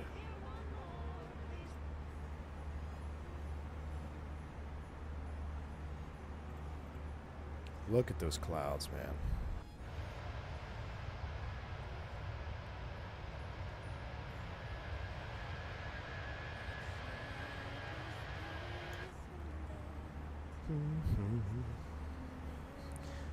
Oh, your sarcasm. I just don't want to hurt your feelings, so that's why I didn't make fun of you there, Aaron. But okay, that makes sense now. Is the 321 underpowered with an engine failure, or does the increased thrust of the 320 make it equal to the 320? Yeah, there's a lot of factors that go into that. No, it is not underpowered with an engine failure. I would not want to be faced with an engine failure on any type of Airbus at a high gross weight. If I had to pick one, I'd pick the 319. But remember, the engines are derated. So the 321 has more thrust because it's a bigger airframe. Even though it's the same engine. The other two are derated.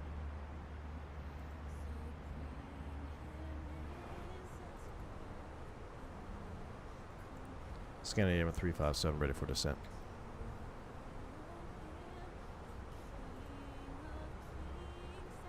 Scandinavian 357, roger. Say new altitude. Request descent, flight level 240.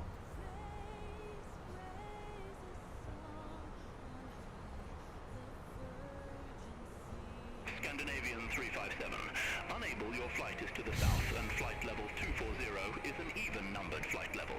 Please pick an odd altitude. Where's thrust set? Where's thrust set? I'll tell you what, I'm going to descend to 5,000.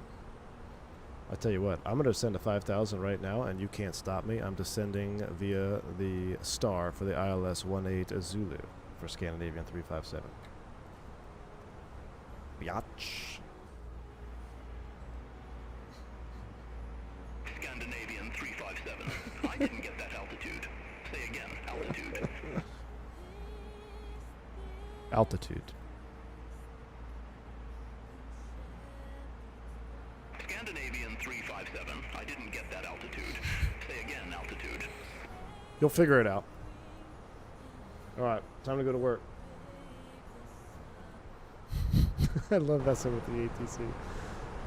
Oh my gosh, I'm easily amused. Alright, we're already freaking high and fast. What we're going to do here is we're going to go direct to Sox. Scandinavian 357, you broke up. Say again, altitude.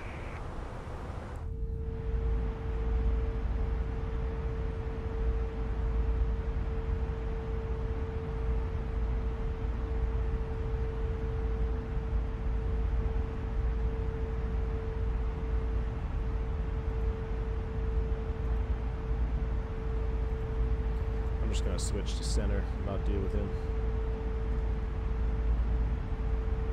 That looks awesome. Alright, we got to try to catch up to this now. How freaking high are we? 10,000 plus feet high? I had a feeling we were high. Look at that VLS coming up to get you.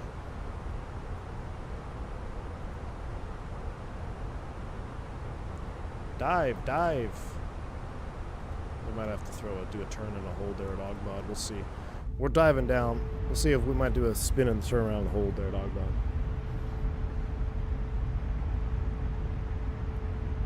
Yeah, Fubar, that's what I'm going to do. That's 100% what I'm going to do.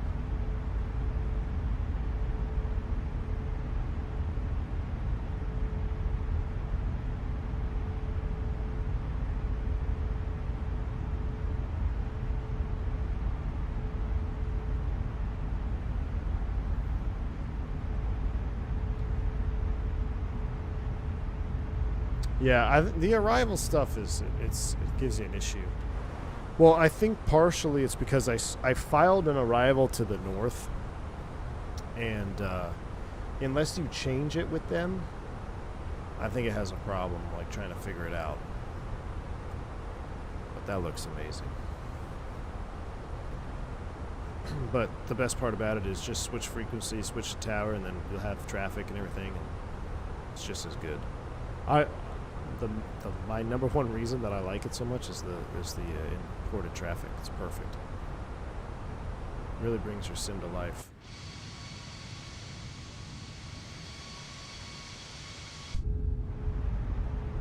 Wow, the snow looks so good in 2024. My goodness, I'm gonna miss this sim. I am gonna miss this sim, man. Nah, San Intention's dead to me, never.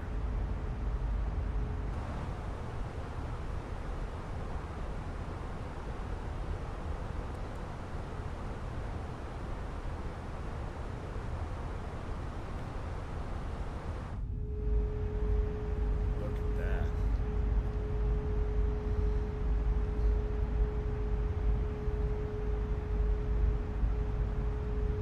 Going to work, Slow.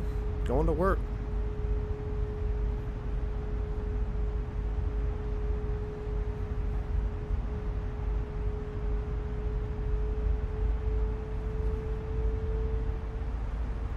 Why are we speeding up?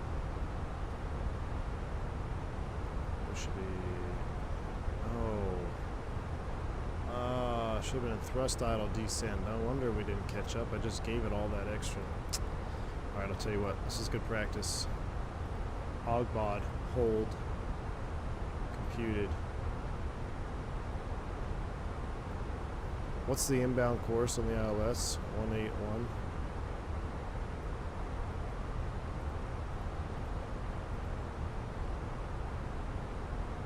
We're going to do left turns. Stay away from the mountains.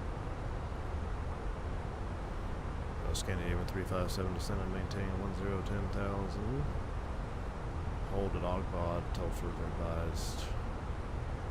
Descending at 10,000, hold Ogbod until further advised. Scandinavian 357 heavy. Speed your discretion.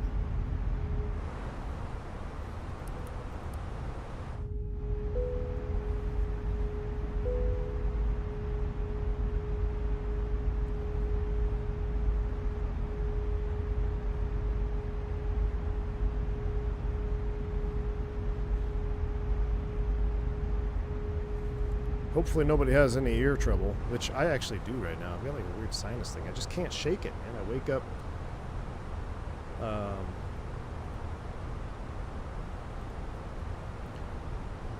like just weird sinuses every day. We're really cooking here for hold speed.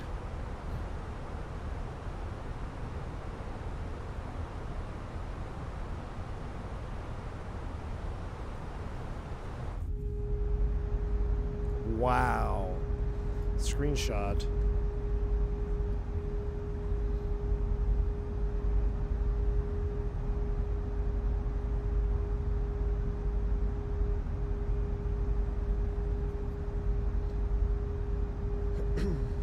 Yeah, but if the co-pilot's running all your stuff, what's the fun in actually flying the airplane? That is real life. Fenix is pretty good, guys. The Fenix is pretty good.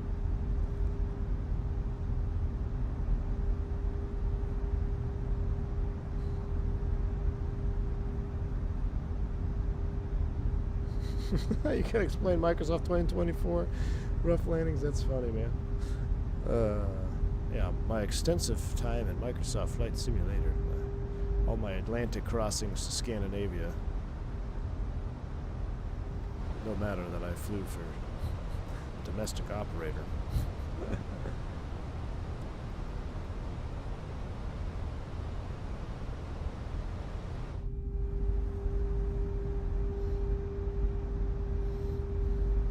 Luke Wallace, I understand why you do, man. I understand why you do. Incredible.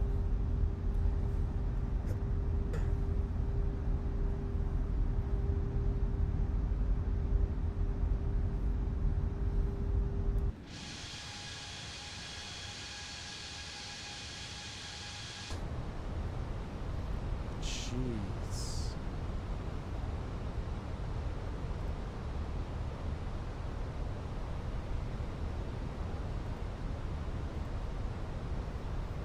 Alright, keep the turn going, keep the descent going all the way down to 5,000 feet. Terrain mode's coming on. Let's get some little speed brakes out, help us down. We'll get the rest of our lights as well.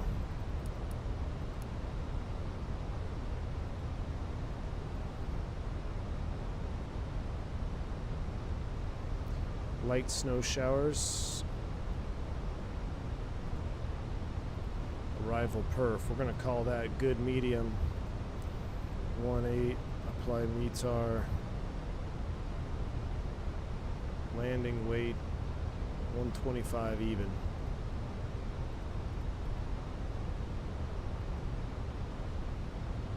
That gives us 2,300 meters, 2,000 to stop. Not a whole lot, but we got it. That's auto brake low. Auto brake medium brings it back. We'll stick with manual brakes just because I like. Actually, let's go low brakes, see what it does.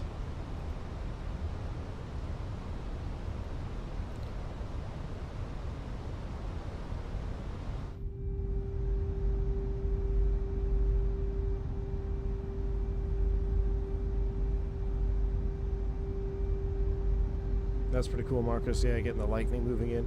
That's what I love about 2024 is the weather feels so much more dynamic than X-Plane.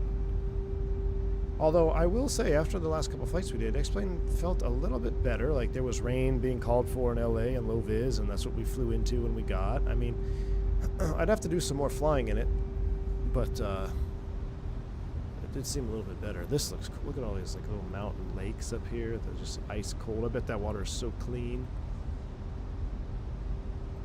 I bet there's still plastic PFAs in there though. Isn't that crazy? Maybe not. Maybe not up here. Yeah, the IAE wine Turk, just that. It's a perfect little hum, isn't it? Put you to sleep. Scandinavian 357, fly heading 340, vectors to final. Alright, 340. We're going to take the line off of Ogbod. 181, insert. Uh-oh. I just sequenced it. Rip. Oh, Chad, I just sequenced our whole approach. You gotta be kidding me. Not good, not good, not good.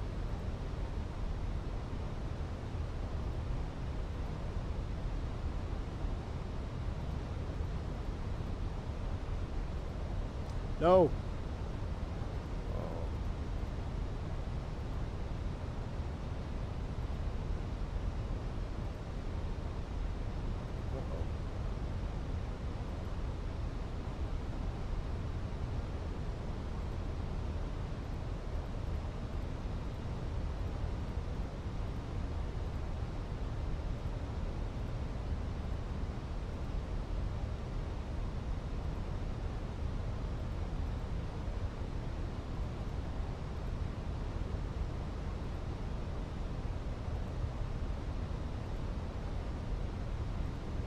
Look at that. We fixed it. Scandinavian 357, turn left, heading... let's see. Make it 290, reduce speed 180 knots. Actually, we're plenty far. I'll make it 210 knots. Proceed direct to Ogbod. Cleared for the approach. Direct to Ogbod, and we lost our data. Chat. Fake Airbus pilots. That's why you'd have this in the secondary already. That's alright, we got it. Alright, 5 till established. Direct to Ogbod, cleared for the approach. 210. See, that right there is a prime example of what Randazzo was talking about when you have crisis mode in the sim, right? I wouldn't be able to do that in a 737 because I'm unfamiliar with how to resolve myself from sequencing the waypoint, clearing out the flight plan. I know how to do it in the Airbus, right? So practicing that in the PMDG will help you if that happens to you in the sim or in real world in crisis mode. That is a perfect example of crisis mode.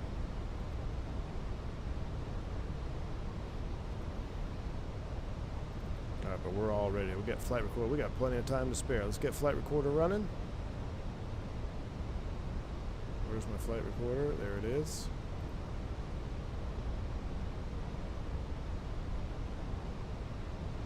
Time check, 1 o'clock local. Perfect. Get my haircut, head home. Cooking, chat. We are cooking. See if you can't hit the like button for me one last time. Can we get 319 likes before the stream ends? That would be a huge and a good way to do a send-off here in Tromso. 319 likes is the goal. Airbus cam is up. We are flying into the weather.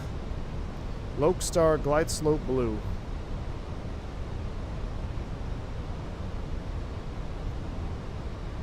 Recording on.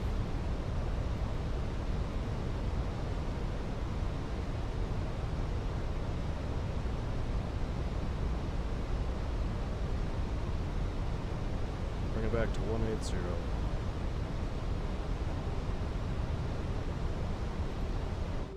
Flaps 1.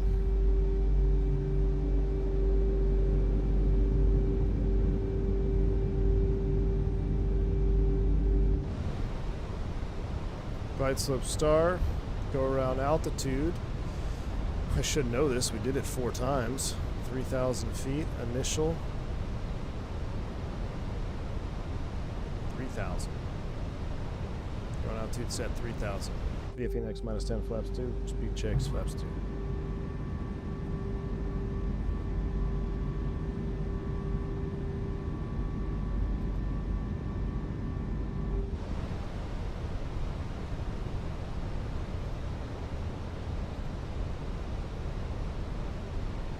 Manage speed, gear down. I forgot this glide slope is steeper.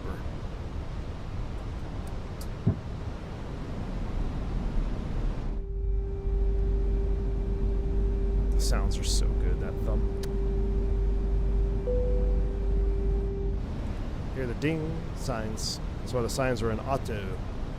If the signs weren't in auto, you wouldn't hear that. We are going to be in some potential icing conditions. Get the engine heaters on. Keep the wing NIS off, right at via Fenix, flaps 3.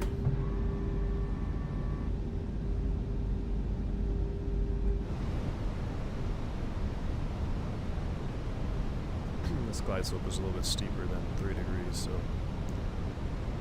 gotta be early on it. Flaps full landing checklist.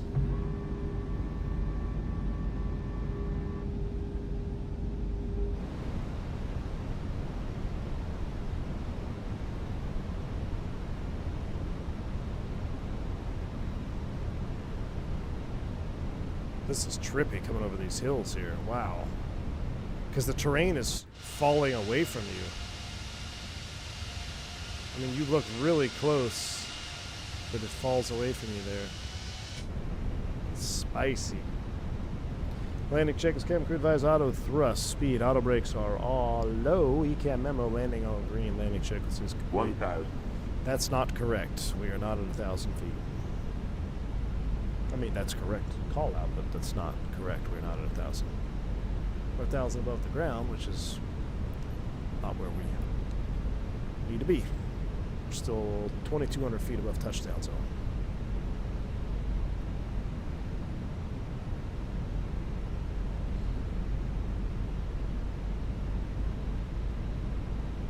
Runway. Landing. Let's hand fly it, chat. Oh, it's not bound. Rip. Full manual total control. In that case, no auto brakes. I know I said we were going to do auto brakes. We're not doing auto brakes. Beautiful.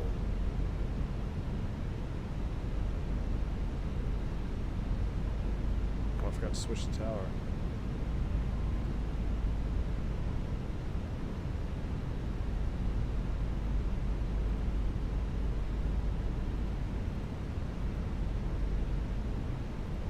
Tower Scandinavian 357 on final runway 18.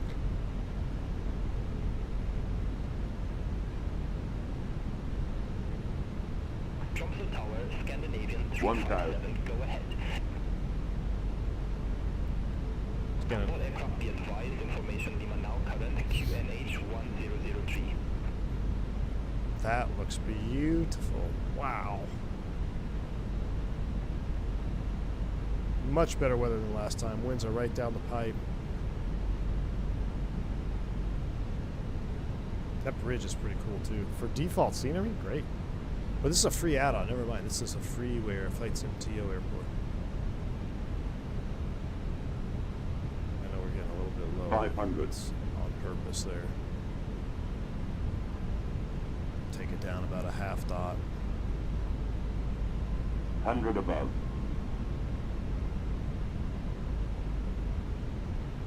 Keep it right about a half dot low. Minimum. Landing. Big displaced threshold here. Let's dial it in. 100. 50. 40. 30. 20. Retard. Too much flare. Too much flare. 5. Got her down, baby. Fly the nose down. Yes, sir. Yes, sir. A little bit aggressive there. It's alright. I got scared. I'm used to flying Boeings. I think we still butted it out. 70 knots. Manual brakes. All the way down.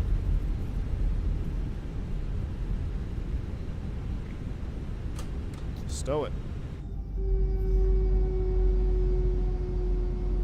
Golly.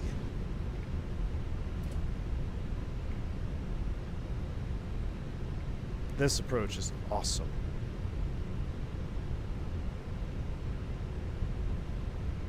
Absolutely awesome.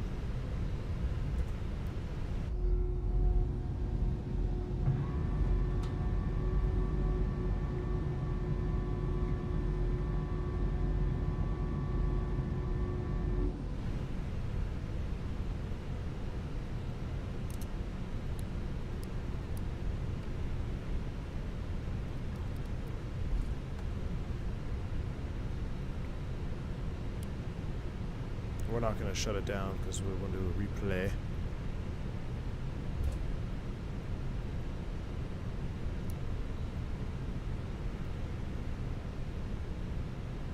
.747 flared the Airbus. I know, that's pretty rare, right?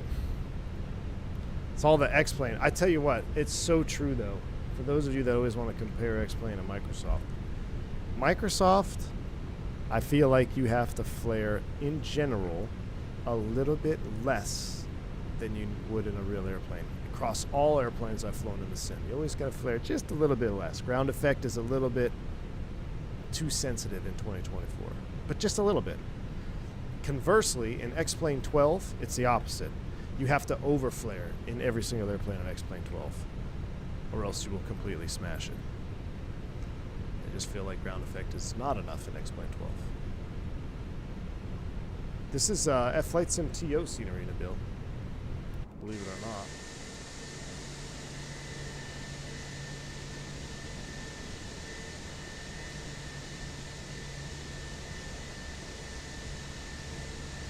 Erp! Oh, perfect. Erp to end the day. Brakes set. Ladies and gentlemen, welcome to Tromso. We got a Euro wings. Look at the sun coming through that Neo. Oh, brother, it's so nice. All right, let's see. Let me stop the recording. I had the recording up so I'd be able to do our parking camera.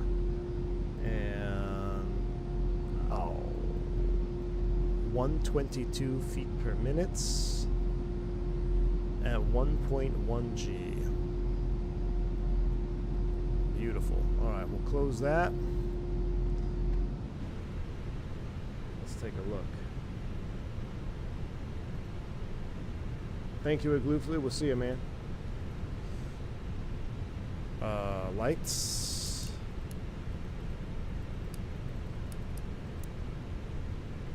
Everything looks good.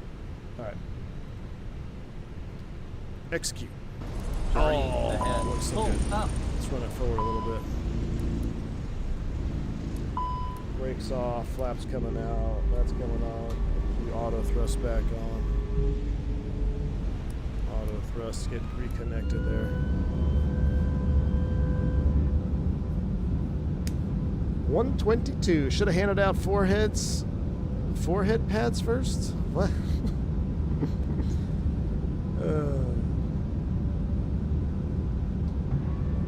Full flap sim coming in. I did my first landing on the glider training. It feels very different from Microsoft. Never just simmed I've flown gliders. Really? Thank you, Batavius. Appreciate you. Av Apollo just in time for the landing, man. We'll see how we did. We're gonna wrap it up. Why is it throwing my thrust?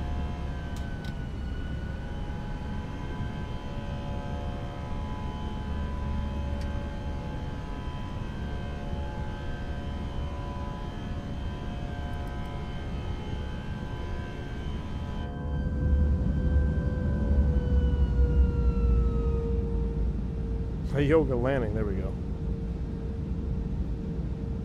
D-Doom, thank you, man. We'll see you, buddy. It looks cold here. Man, the Fenix 319 has been great. The Fenix is a great package. I am really anticipating seeing what the NGs bring to the table here in 2024. Because, man, the Fenix is just, it's such a great package, man. It really, truly is. Look at that. That model is so nice. That slat. That looks like a 319 wing. It's so hard to get slats right in sim. At least it must be, because slats are always kind of the part where you can tell the model is a little janky. But not on the Fenix, man. The slat model looks so good. Yeah, the Neo's going to be sweet aileron for sure.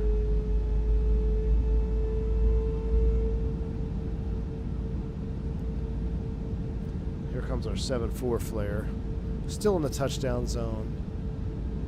Do people, can you walk on that bridge? Is there a little walking path like in New York? See right there, little 7.4 flare. We just set her down nicely. Hold on to it. Oh yes. Thank you, Lola Pilot. Appreciate you, man.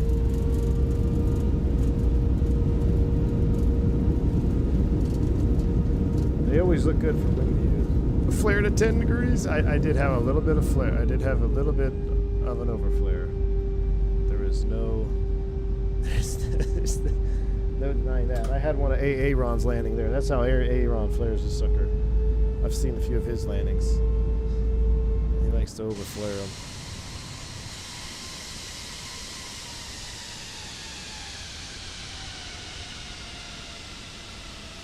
Just hold it right there. Ah, a little much. I started flaring at like 60 feet.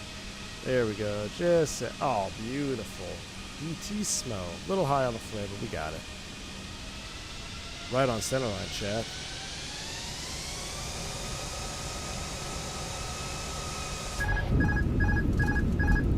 Alright, let me do Fabiano replay cam. Don't think.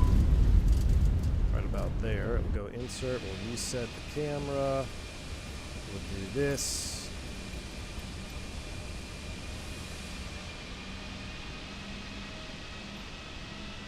Put it right about here.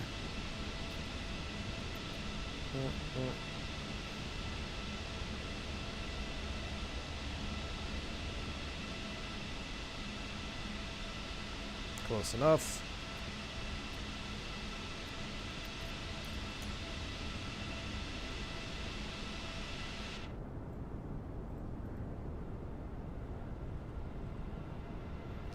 Yeah.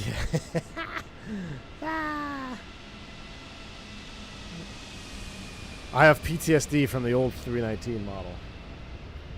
That's right, I have PTSD from the old 319 Smasher model. Alright. Chat, ladies and gentlemen, how does a full replay sound all the way back from yonder land? Get this going, put you out on the wings, you don't have to listen to that. Replay resumed. Sails coming on for the last time in a little while. Alright? It's not goodbye forever, it's goodbye for now. I'm not crying, you're crying. This was a lot of fun. Thank you for being here for this last minute stream. I had some time to kill while the kids were in school, so I figured we'd throw a stream out here. And I'm glad we did this route. Thank you, Turkaren, for getting me this route suggestion. Beautiful flight, beautiful flight. Perpetual sunset, which is ironic and only fitting as we sunset the A319 to an undetermined future. Thank you, Steve, for the support. Good luck with the training. Thank you, my man. Well, enjoy. If I don't see you all before the holidays, have a happy Thanksgiving, happy Hanukkah, Merry Christmas, Happy New Year. Surely I'll see you before the New Year. I hope. Y'all have been awesome. I'll be on the Discord from time to time. I'll see if I can't post some members-only shorts content when applicable, so just remember, if you're a member, make sure you check periodically on the community tab. So, enjoy the replays. Thank you all for the support. Thank you for hitting the like button. Thank you for being here with me today and this long journey that has been predominantly Airbus here on the V1 channel. Will that change? Stay tuned. I'll let you know tomorrow. Y'all are awesome. Stay safe. Stay healthy on V1. Go see us in chat. I'll see you on the next one on V1. See you!